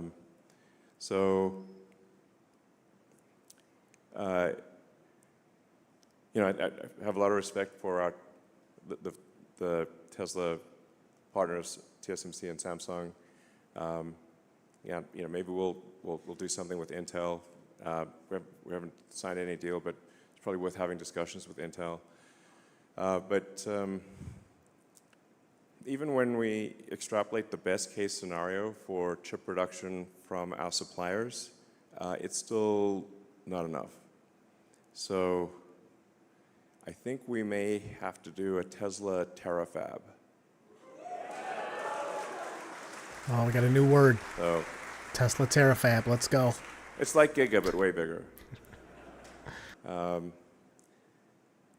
I can't see any other way to get to the volume of chips that we're looking for. Oh, this is crazy. So I think we're probably going to have to build a gigantic chip fab. That's crazy. Yeah. I mean, not that they haven't pushed boundaries before, but their own fab is...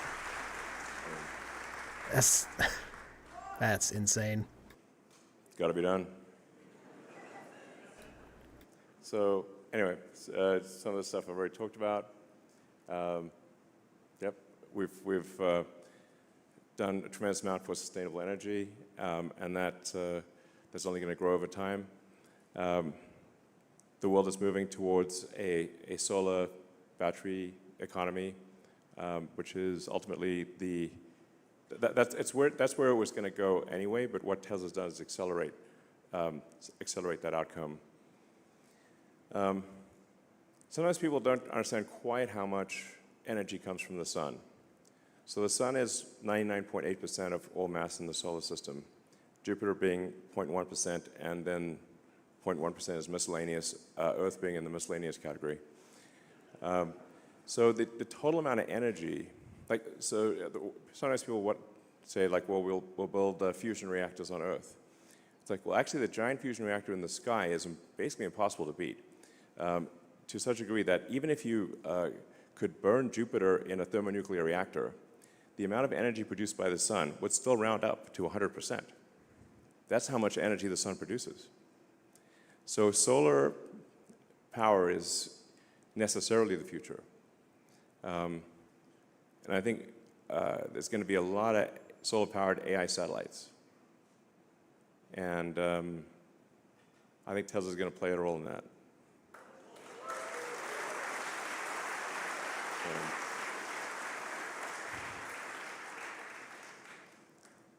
We've obviously refreshed the product line, so S3XY.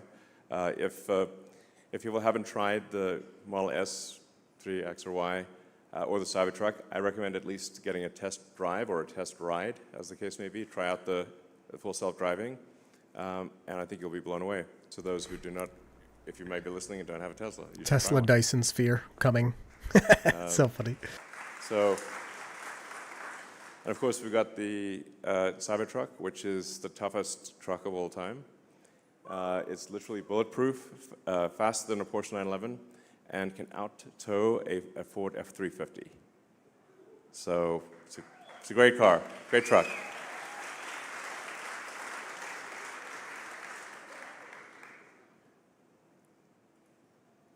And then starting next year, we manufacture the Tesla Semi. So.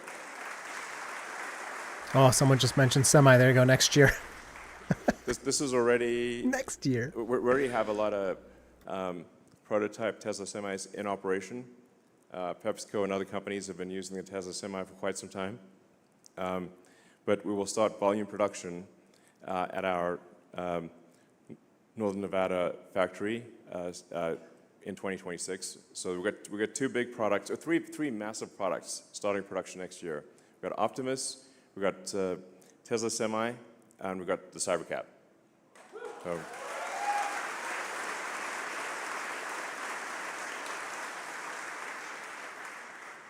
And then battery packs. So if you look at total U.S. power generation capability, it's roughly a terawatt. But the average power usage is less than half a terawatt. And that's because there are big differences in power usage between day and night. So the daily and seasonal variations in power consumption mean that the United States, and really every country, is only producing about half as much electrical energy as it could.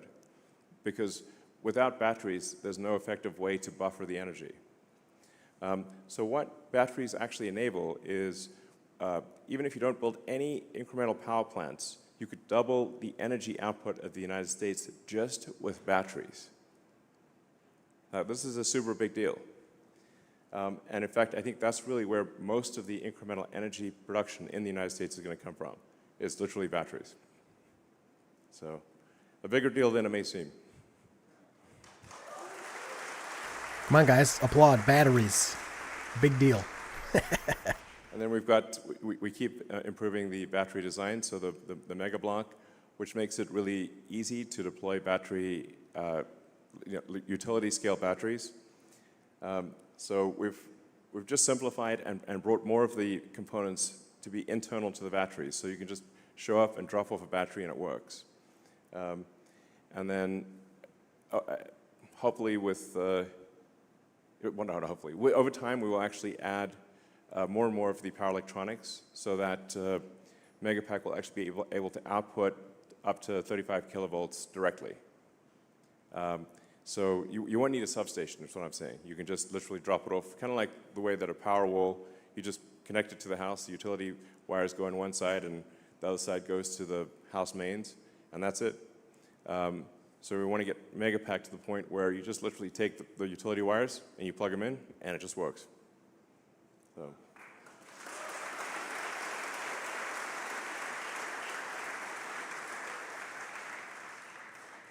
Then we've got we've also built the world's largest supercharger network. So we do a lot of things here at Tesla. That's the biggest supercharger network in the world by far. And ultimately, you'll be able to go anywhere on Earth using a Tesla supercharger. And it's pretty close to anywhere on Earth, but it's, it's going to be ultimately just anywhere. It'll just work anywhere. So the supercharger team has done great work expanding that and improving the efficiency of the supercharger network. And in North America, they did such a good job that the other car companies basically said, well, they'll just use the Tesla supercharger network. I'm like, okay, sounds good to us.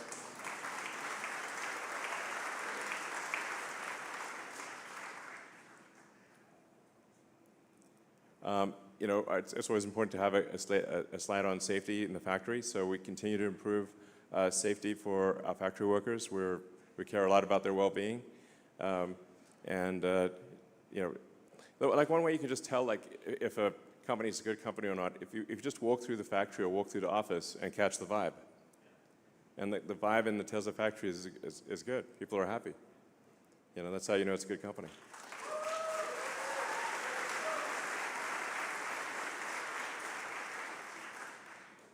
We've also put a lot of investment into raw materials. So is this the lithium mine?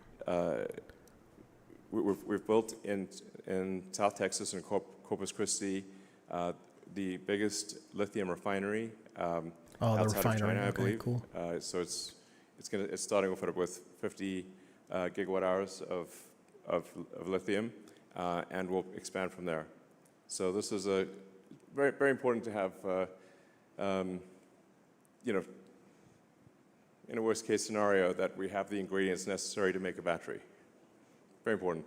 And then we've got here on this site the cathode factory, which is just the sort of giant building about a half mile that way. And we're just making sure that we, from a supply chain standpoint, are resilient against any potential geopolitical challenges.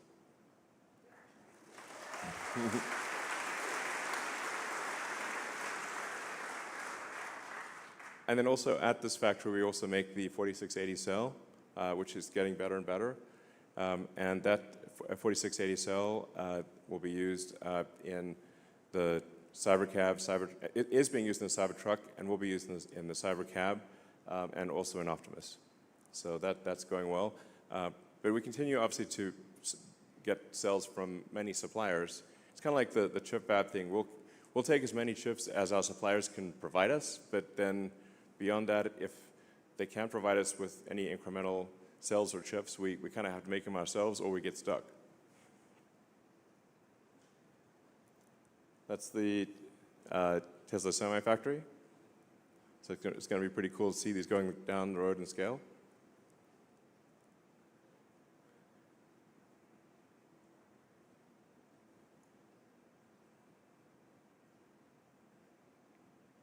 Yeah, so that's the basic plan. Sustainable abundance for all.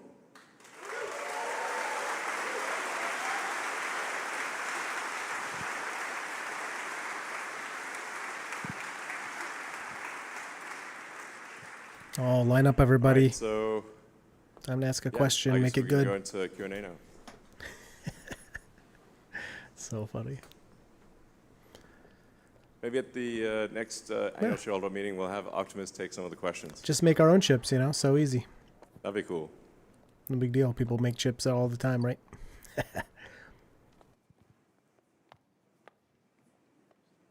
Yeah, 4680 are not where we wanted them to be at this point, that's for sure. Well, thank you for your help, by the way.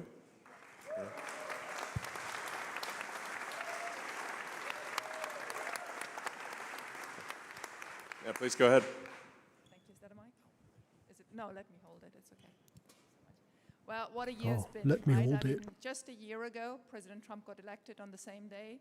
These 12 months have been a heck of 12 months. Thank you to the board, because I think they had to weather quite some storms Yes. of institutional investors.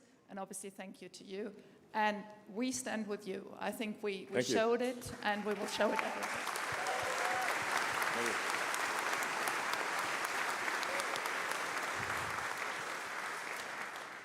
So we would like to express a wish, please. This is a nice venue. We love coming to the factory, and I think it's actually great we're doing this at the factory. But there are thousands of retail investors who are crying because they cannot. They come to me. I love playing the mama, but I now give it to you. Please organize a bigger venue. We're bigger than Berkshire, and we will do better than Berkshire. Okay, sure. And we can pay to make it happen.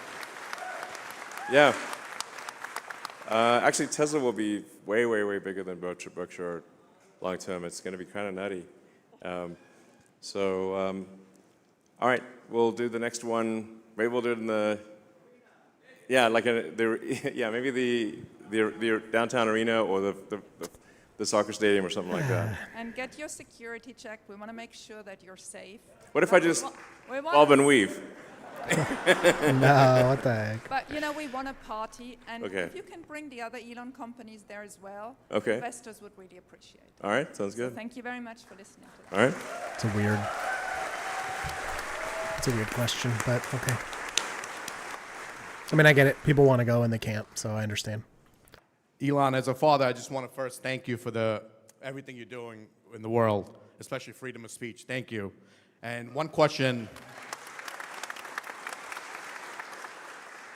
Will you or Tesla ever consider FSD tied to an owner's account rather than a vehicle to encourage more frequent upgrades, provided the transfer is to only a brand new Tesla vehicle while fostering brand loyalty? If the vehicle is sold or traded without upgrade to another Tesla, FSD ownership would end. Well, we have done that a few times. I guess we could extend it again. Oh, that's not the question. All right, we'll extend it for at least another quarter, and then play it by ear after that. No, that's not the question. Lame.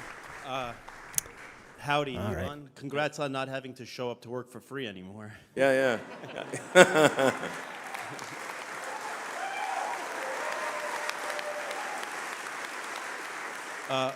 We now have over a $40 billion war chest. We're cash flow positive and will remain that.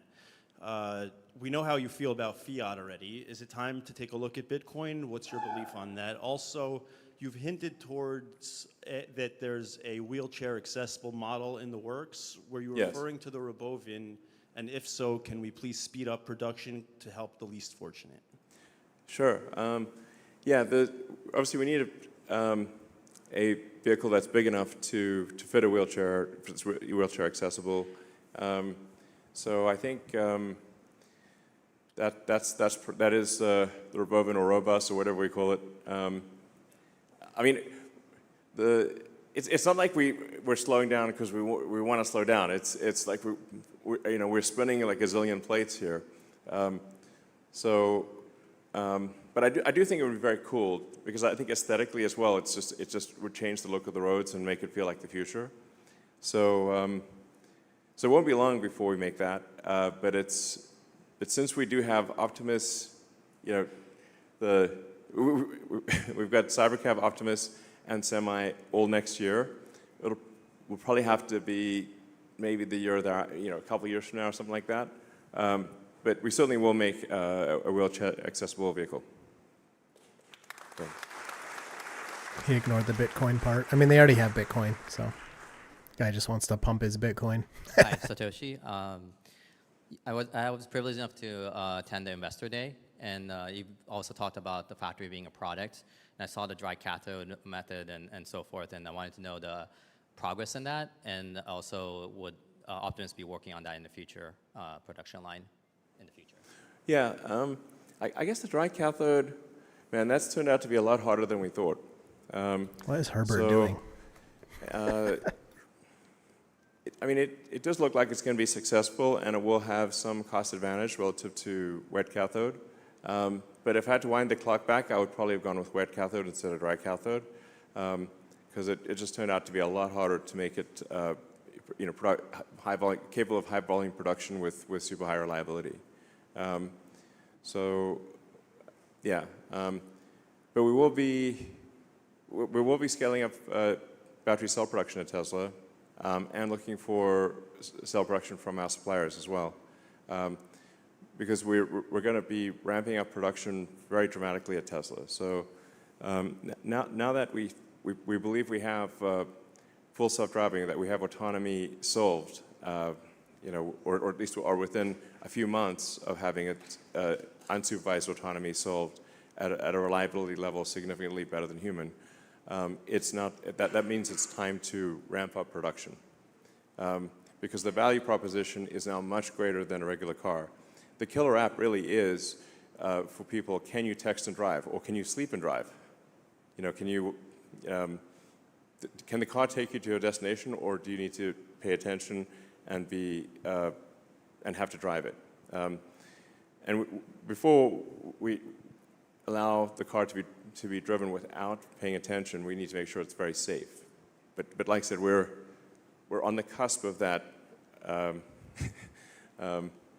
I know I've said that a few times, but we really are at this point, and you can feel it for yourselves with the 14.1 release.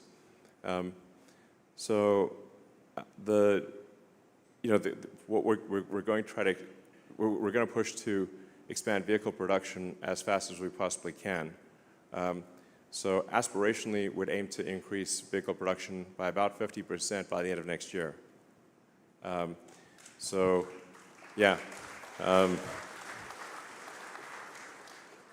it's very hard to increase production, but that's roughly, I don't know, maybe we get to, I'm just guessing, at an exit rate by the end of next year of around 2.6, 2.7 million vehicles, annualized production. Oh, Herbert's in line. And aim to get to maybe 4 million by the annualized rate by the end of 27. And then maybe 5 million by the end of 28. Those are our aspirational goals.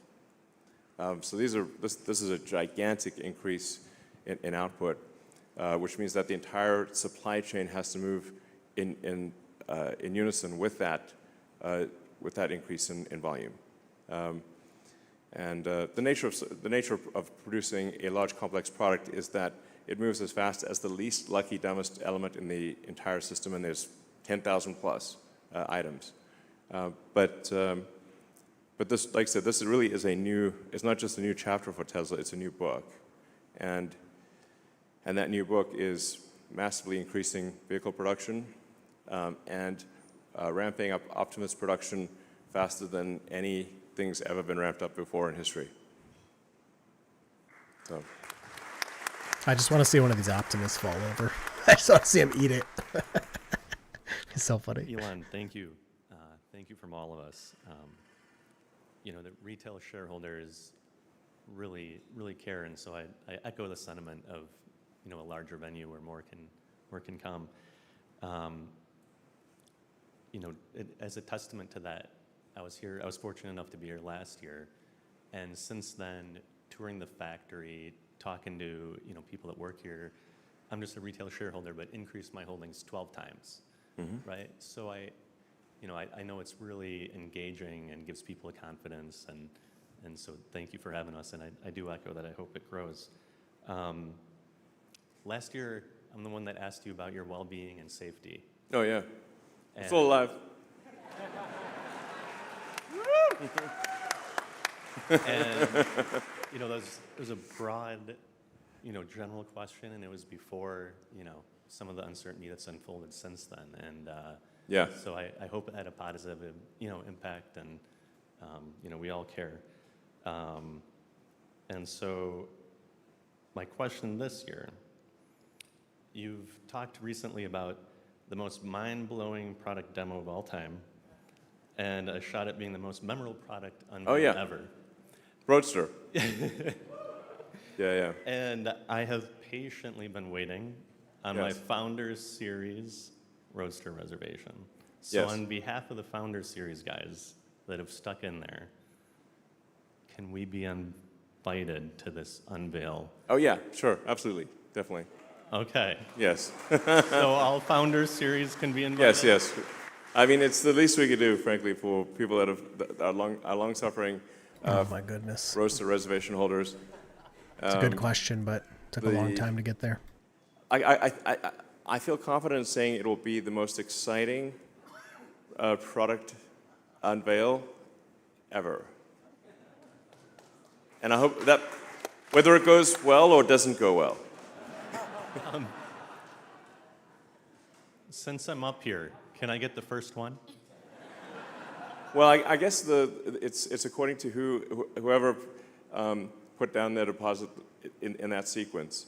So that's but you'll get a very early one. I mean, the new Roadster is very much sort of like it's not even the icing on the cake; it's the cherry on the icing on the cake. So I mean, it's really kind of like it's like it's not essential for sustainable abundance. Let me put it that way. But I do think there should be very cool technology in the world that is that's way beyond anything that's ever existed, and I think I'd like those, like, even if I could never have access to those things, I'd like to know that they exist and see the future happening. So I think it will be inspiring to a lot of people, and just it's extreme. It's like the coolest car, if it even is a car, that will probably ever exist. Yeah. So. Hi, Elon. Congrats on the proposal plan. That was amazing, the compensation. Question back to chips. So chips. Chips will be the limiting factor. To the future. So on that. Chips and electricity are the two limiting factors. Yeah, and we got the energy and power and energy packs ready to roll. So I think on the chips, I think you said TSMC, Samsung, perhaps Intel, 14A, and several different sites. I heard a couple U.S. factory sources, which is. I mean, we're like everyone. Everybody. It's like. Yeah. Yeah. And so I guess is there an open door in the future of investing directly into some of those foundries? And second question, how big is a terafactory? Can you put that in scale and that's a good point. That's a semiconductor terafactory? Yeah, well, the thing is that we actually have agreed to buy all the chips that are made from the fab, so it's basically a money printing machine for TSMC and Samsung. It's like literally, the faster you make the chips, the faster we send them money, but it's still not going at just fast enough. So that's why I think, as far as I can see, the only option is to go build some very big chip fab. And then you got to solve memory and packaging too. So, but otherwise you just tap out at whatever the chip production rate is. So I guess Terra would be, you'd want to say it's got to be at least 100,000 wafer starts per month size fab. And maybe that would be one of 10 in a complex. So it would ultimately be 1 million wafer starts per month.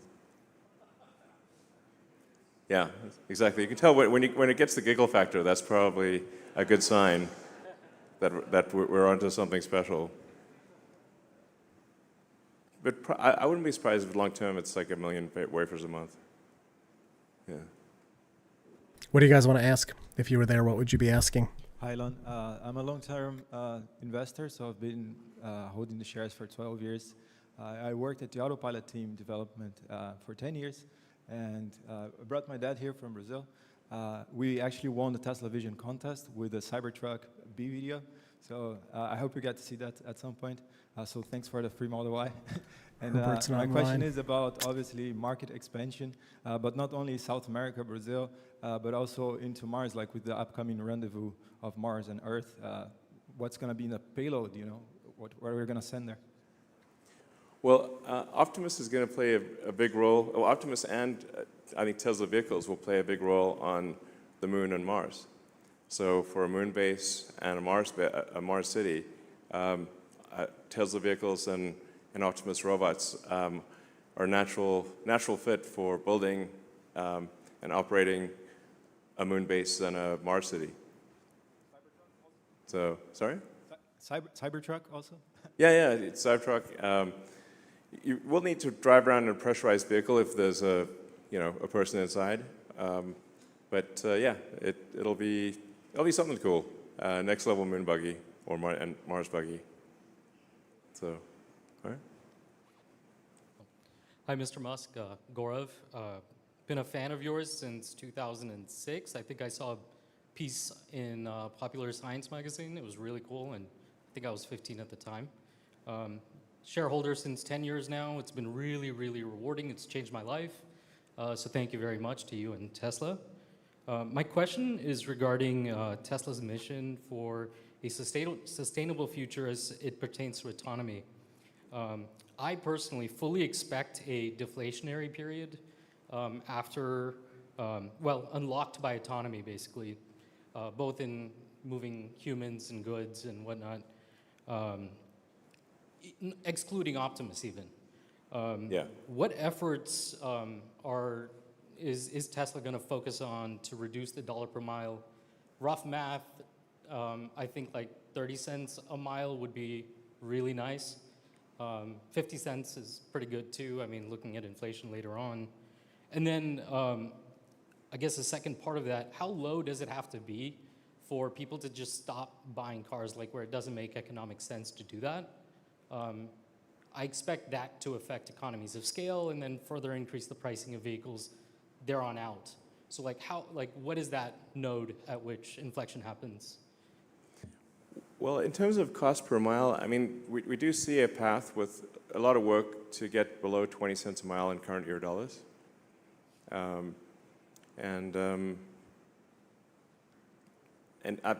somewhat agree that things will probably be deflationary as productivity increases, because you can think of money supply as being the ratio of goods and services to what's the growth in goods and services versus the growth in the money supply.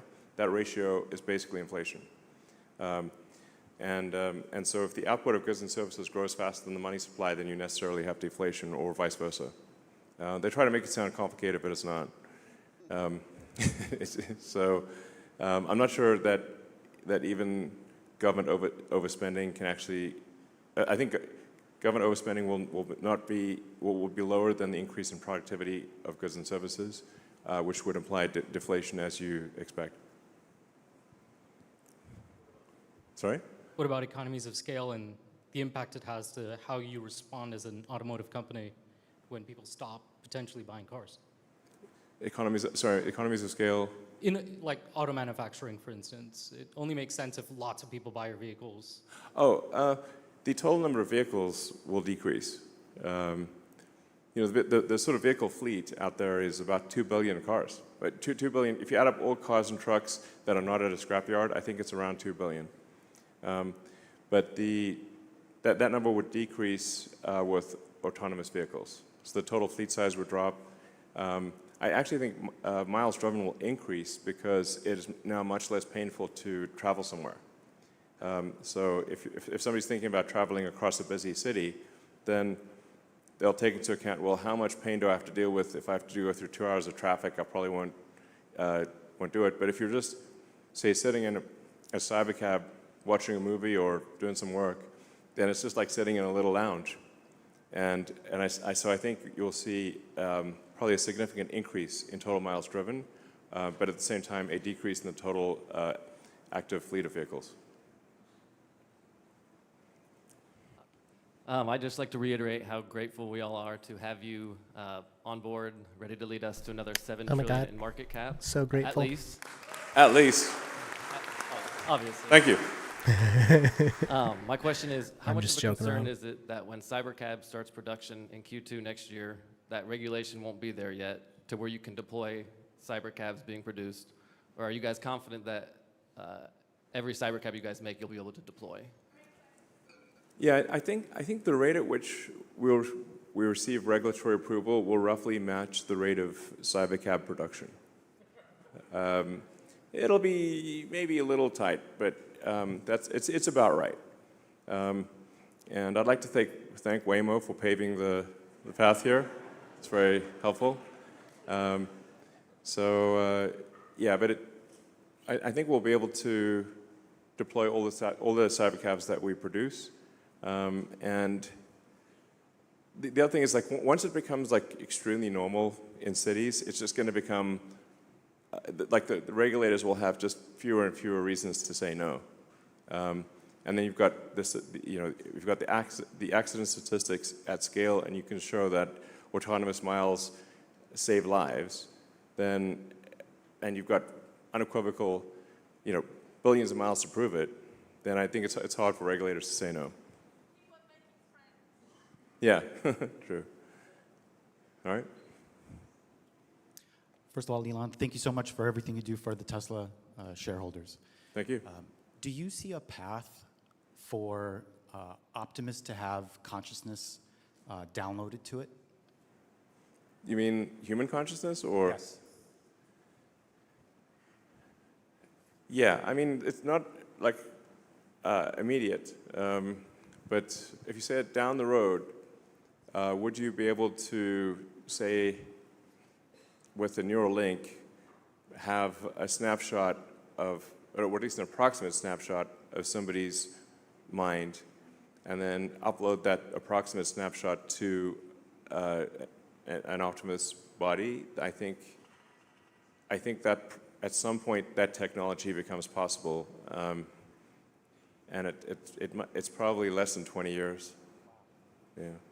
But of course, you won't quite be the same, Be a little different, because you'll be in a robot body, and next April. The mental snapshot will not be precise. It'll be probably pretty close, but not exactly the same. On the other hand, are you the same person that you were 5 years ago? Nope. I mean, a lot of things have changed. Yeah, but I guess at some point, if you want to be uploaded to a robot body, my guess is that becomes possible. Yeah. I don't think it would be you. Hi, Elon.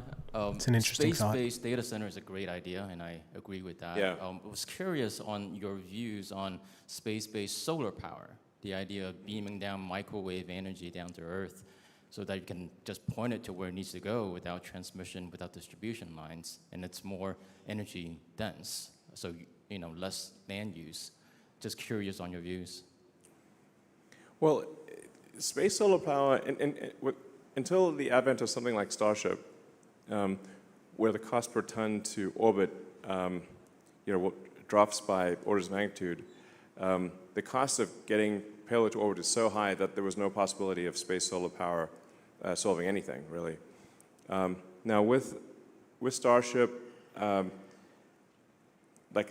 I see a path to Starship cost per ton to orbit being lower than air flight. Like if you were to fly, do a long distance air flight with cargo, like say took a 747 from here to Sydney, Australia or something like that. I think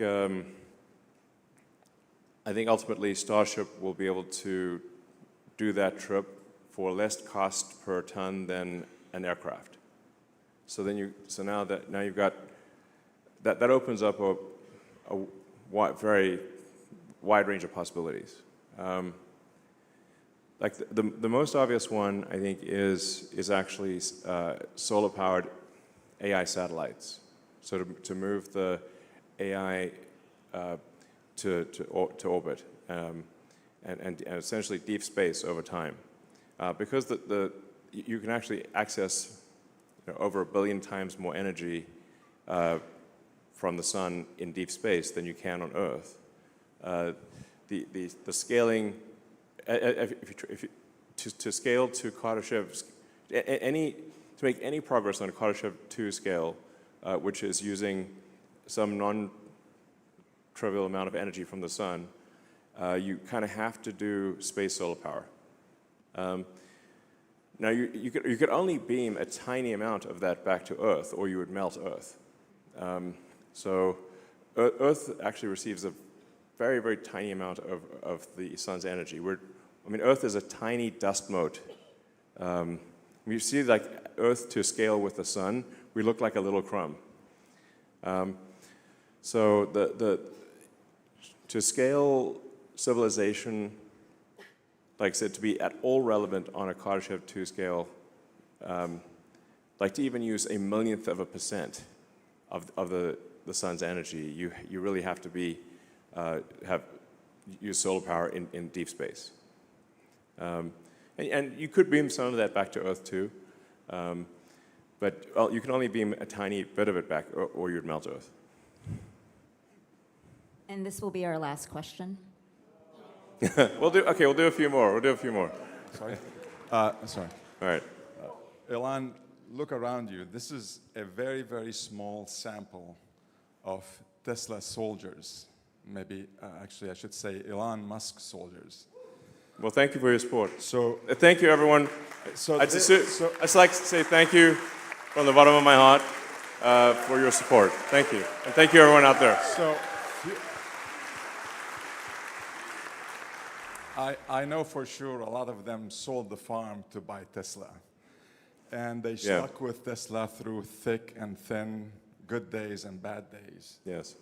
So my question to you is, how do you feel about repeating the success, but in a safer way, where you get qualified Tesla retail investor only to invest in SpaceX, avoiding all these market manipulators, those crooks, and these short sellers? Yeah. It is a tough problem that you highlight. I mean, unfortunately, over time, the parasitic load of being a public company has just grown over time. And so you get all these, like, spurious lawsuits, obviously, and they just make it very difficult to operate effectively as a public company. But I do want to try to figure out some way for Tesla shareholders to participate in SpaceX. That would be very cool.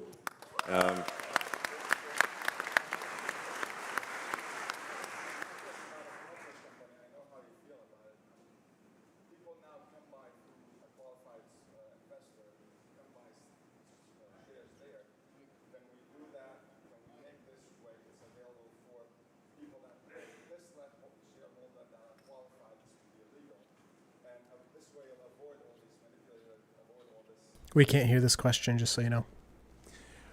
I've been giving a lot of thought to how to give people access to SpaceX stock, because I do want supporters to have SpaceX stock, but there's this sort of 2,500 shareholder threshold for, before you become a de facto public company. But I don't know, maybe at some point maybe at some point SpaceX should become a public company, despite all the downsides of being public. All right. Oh, Frank, you made me laugh so hard at that. Thank you very much, Elon. Just an amazing job you're doing, not only for Tesla shareholders, but the humanity in general. So we got a couple of questions many of us are asking. Like, we want to know, many of us think you are one of the most consequential business people on earth ever. And we want to understand, how do you think? Like, for example, like a couple one, how did you know in the master plan part 2, this is like 2018 or something like that, you calculated at that point it takes 6 billion miles of FSD miles driven before maybe the world, the regulatory, would approve it. And then the second is, like, when you were deciding if Tesla's going to have, you know, the hardware chips, AI chips, did you know at that time that at some point when you get to AI5, it's going to be used not only for cars, but for bots and for AI data centers? Like, was that luck a little bit, or was it like you kind of knew that that was going to happen? Well, generally, I mean, in terms of the estimates, like for the self-driving stuff, I generally try to get things to within an order of magnitude. It seemed to me like probably, and this was technically in kilometers, but it would be more closer to 10 billion kilometers, which is roughly 6 billion miles, than it would be to 1 billion. But I thought it would not take 100 billion kilometers.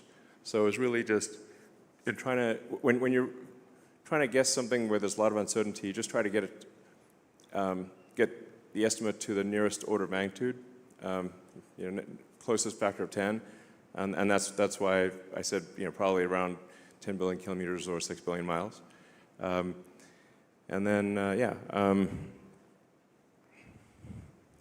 the chip, the reason Tesla created a chip team. And it's important to know, like, the vast majority of, like, Tesla is like a dozen startups in one. We've only really done one major acquisition, which is Solar City, and then some very small ones. So almost all of this is organic. So I built the chip team from scratch and the AI team from scratch.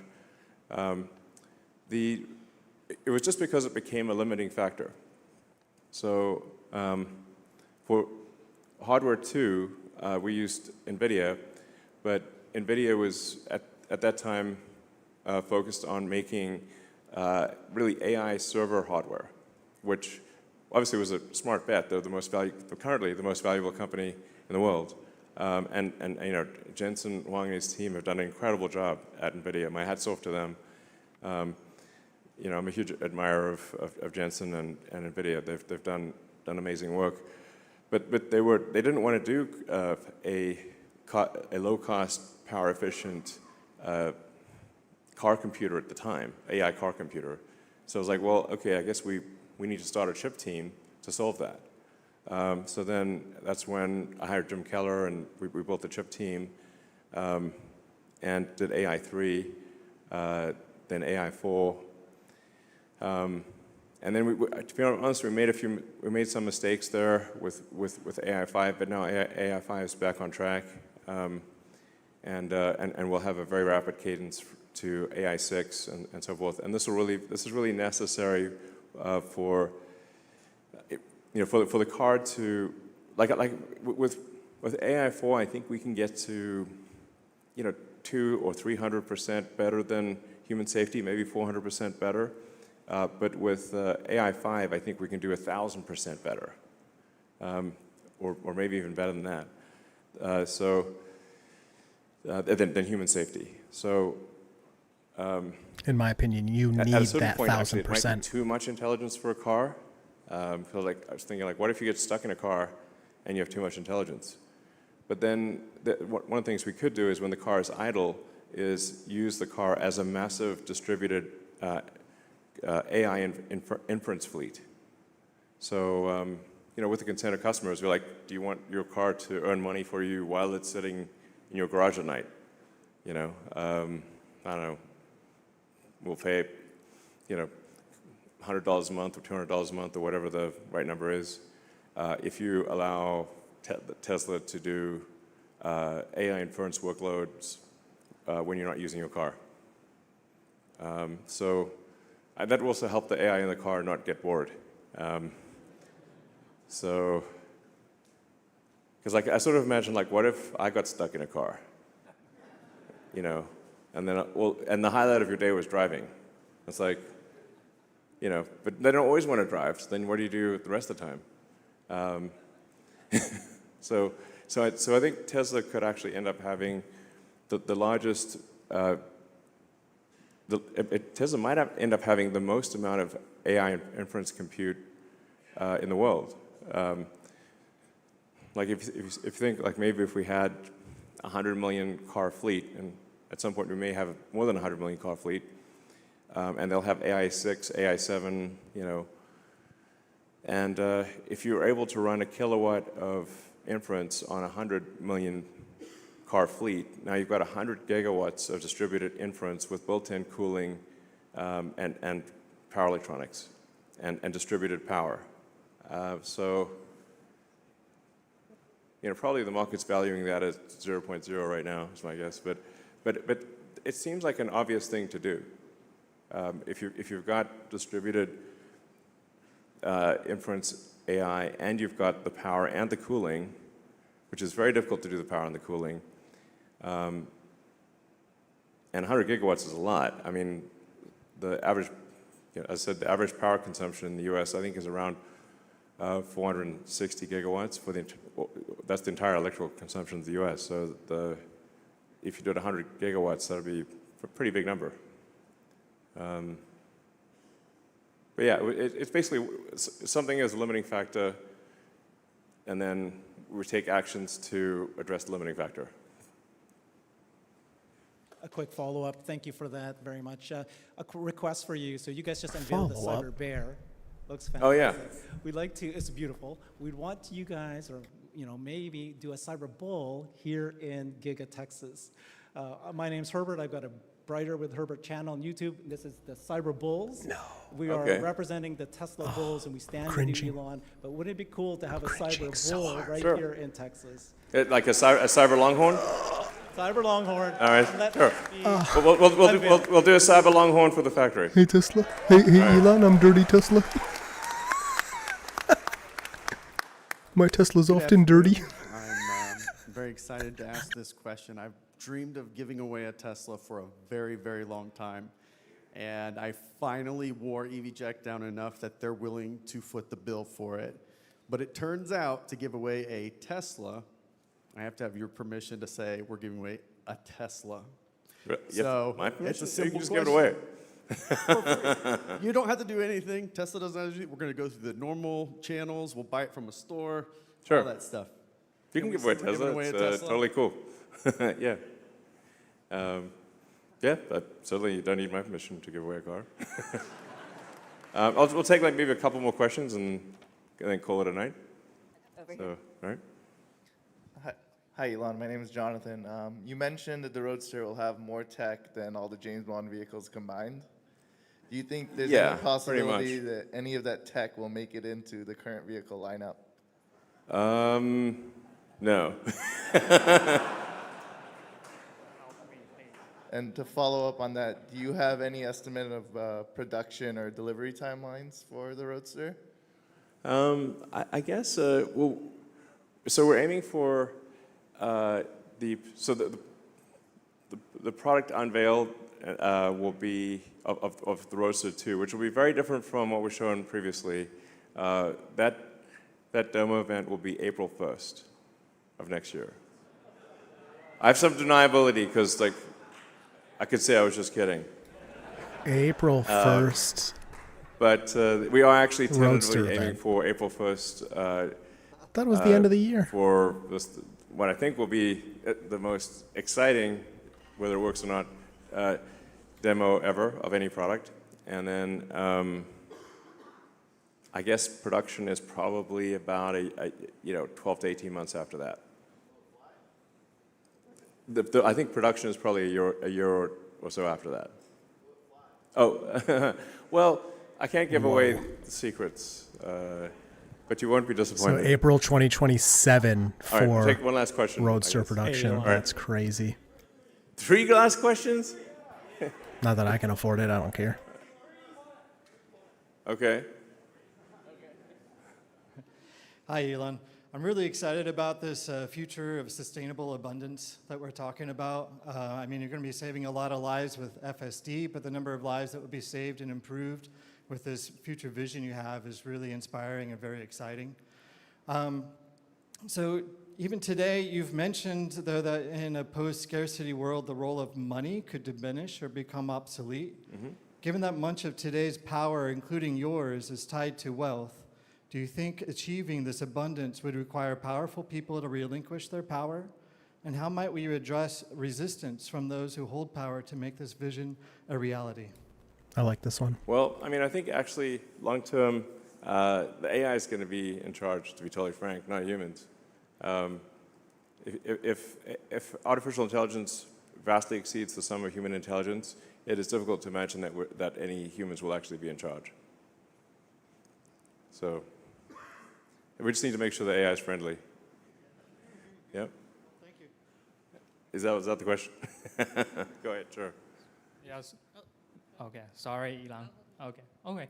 Yeah. So I'm Cybercat on X, and I'm doing YouTube and content creator. There's one thing I always heard about Tesla owners or people who want to buy Tesla complain about, that is about a super expensive insurance, right? And the thing is, Tesla, I know Tesla also do insurance. However, it's not a cover every place. Like based on Boston, I don't have too much options. It's super expensive.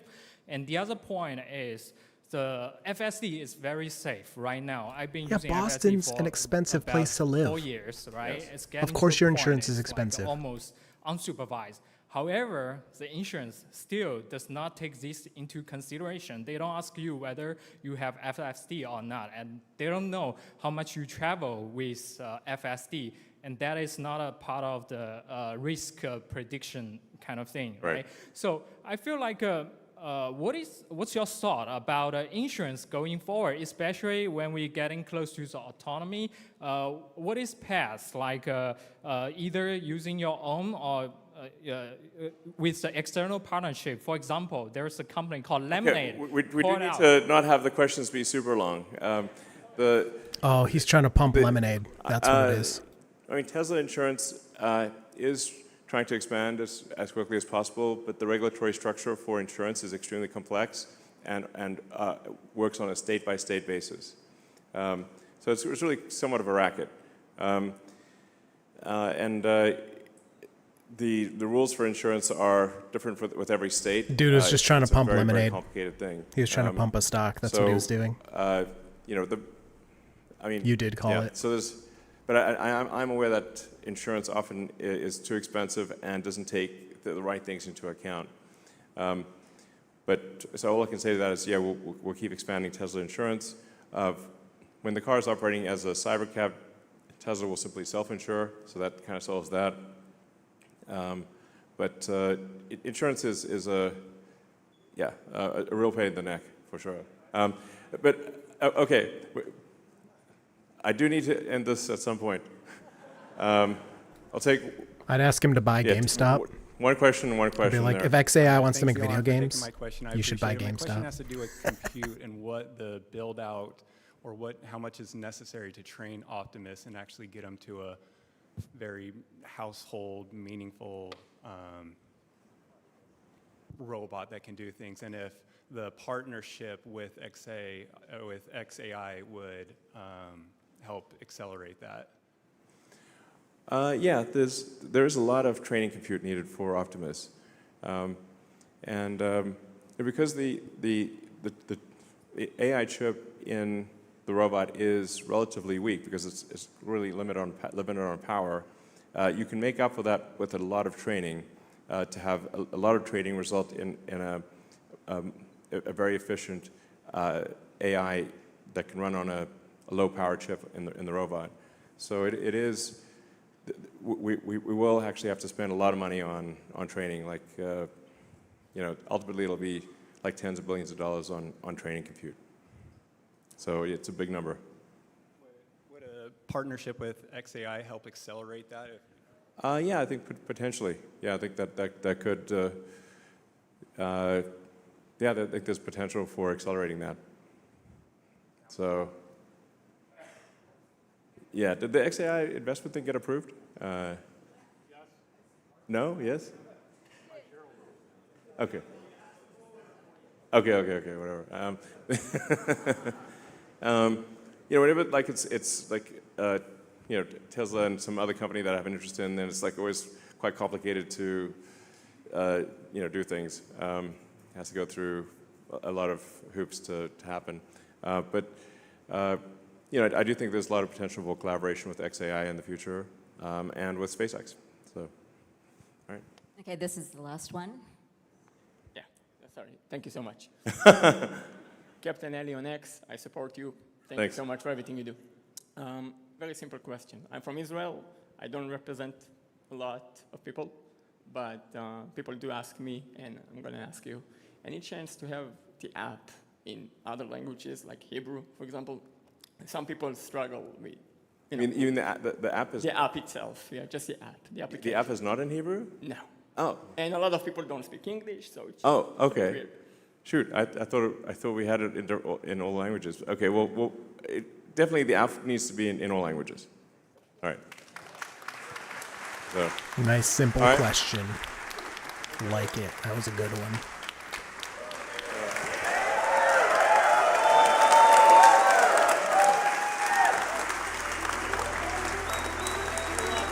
Woo. All right, well, what do you guys think, man? Ooh, it's getting loud. I don't want to get banned from this rave music. Man, that was a long time. I mean, whatever. At least it's a straightforward, to-the-point question. Pay me $1 trillion. Bro, your comments are all your comments are hilarious. I've been laughing so hard. Yeah, I mean, I liked hearing about Optimus. I liked, we did get a little, little more details about AI5 and stuff. I mean, I think he's mentioned this before, how it's going to be more powerful and stuff, but he gave us some new numbers we haven't heard before. So I don't know. Overall, I thought it was fine. I thought it was good. It's always good to hear things. And some of the questions were better than I thought hearing them. Like even Herbert's hearing his question, I was like, what? But Elon had to talk a lot to answer it. So I think that makes it pretty good. You can just hear a lot from him. But I don't know. Is there anything that stuck out to you guys overall? I mean, I don't think we learned too much, but that's, again, it's not the point of this event. The point of this event was, update the shareholders, give us a chance to vote on things. And I can try to do X maybe. Give us a chance to, oh no, get Jeremy out of here. Don't do it, Jeremy. Here, we'll go to here. Give us a chance to have, Jeremy's going to get me banned, to vote on things and talk about, ask questions, do what we want to do. So I did some updates there. I'm surprised April 1st is when he's playing. I thought the unveil was supposed to be by the end of the year. I'm surprised, that was that. And then 300-400% human safety with AI4, and then AI5 will be 1,000% or more for full autonomy. Nobody in the car. Yeah, thank you for joining. It is a lot better for us to be able to kind of chat as it's happening. For full autonomy, I really think you need that 1,000% plus safety, because the amount of miles you're going to be doing, especially when you put all these robotaxis on the road, you're going to be doing millions and tens of millions of miles. You're not going to be the same as one person that drives 500,000 miles and then gets into an accident. You're not going to be 10 times better than that. If you have 1 million cars on the road driving 10 miles a day, that's 10 million miles a day.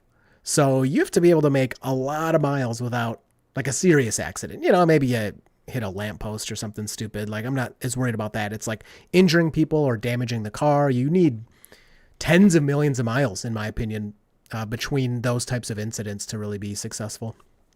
And the other part of that is then all the problems, all the lawsuits, et cetera, whatever, go to one source. They all go to Tesla. So, if somebody does something terrible in the car, you just put them in jail or give them a ticket or whatever. Yeah. This was a cool graphic, except somebody pointed this out. AI A14, A15, like Apple Silicon. I think it's probably supposed to be AI4, AI5, but still. Well, Elon tends to underestimate difficulty of everything, which is kind of how Tesla, got into the things they got into and how they're, doing what they're doing, right? If he said, it's too hard and didn't want to do it, they wouldn't be doing a lot of the things that they do. The Cybercab is coming out before GTA 6, which is crazy. And this during the presentation, maybe one of the times I stood up, but Tesla is coming to Miami, Dallas, Phoenix, and Las Vegas. I actually heard this already, but I think Las Vegas is next. And there will be no safety riders in Austin by the end of the year. So that'll be unsupervised FSD. If that's true, Sawyer did. Let's look at his post. We go over that really quick, and then I'll probably call it. Let's go to Sawyer's page. So everything new. This will reveal a lot more new info. Cybercab production April. So that's alongside the Roadster. But yeah, that's before GTA 6. New Tesla Semi design. That's true. So yeah, it's got the cyber headlights. That's pretty cool. I didn't really notice that, but that's sick. And there have been semis, the prototypes going around for a while now. So that's good news. Tesla might build a chip fab. That's crazy. I mean, they can do it, but it's crazy. Robotaxi service is coming to new areas. We just mentioned that. AI5 chip info. We just looked at that. Tesla's lithium refinery they were showing off, which is cool. They want to control everything. They want to take it out of the ground and turn it into a car. I mean, it's kind of crazy. And then this we just talked about, Roadster unveil, April 1st. And he even said, he's like, that gives me some leeway because I can say just kidding. So it might probably be after that even. I mean, I don't have that kind of money, but imagine you put the down payment. The live streaming GTA 6, yeah, sure. Imagine you put the down payment for, the reservation 5-6 years ago. Oh my gosh. First FSD regulatory approval in Europe expected Q1. I mean, we've been hearing that honestly for a long time. So I wouldn't bank on this at all. Optimus production line. Yep, we got to see that, and FSD safety data. So pretty cool overall. I mean, did they announce FSD 14.2? No, he just said that 14.3 or whatever is going to be like the one where you could potentially be sleeping point A to point B, obviously regulatory. And then he also said, when I stood up, he said by the end of the year, we can text and drive, which again, like legally I can't do that in Michigan. Maybe the car is capable of it, or Tesla says like, yeah, eyes off, it's level 3 now. Just hang out. If we need you, we'll let you know. That's level 3. Maybe that pops up, but I don't know. So, all right, I'm going to call it there, guys. It's been a long time. Show the new semi design. There you go. So that's the new semi. Oh, sorry. I have my stream. Let me fix this real quick. Hold on. There you go. What the heck? Oh, why is it doing that? How's that? Oh, that's even worse. There you go. It's close enough. You can't see the bottom of there's nothing to see down there. It's just all black. So, yep, that's the new design, and it's all blown out. So, all right, y'all, I have a new video up tomorrow, so make sure you watch that. And we have a blizzard in Michigan this weekend, so I'm going to be taking FSD out there, man. It breaks for leaves. It's going to be losing its mind for snow. So,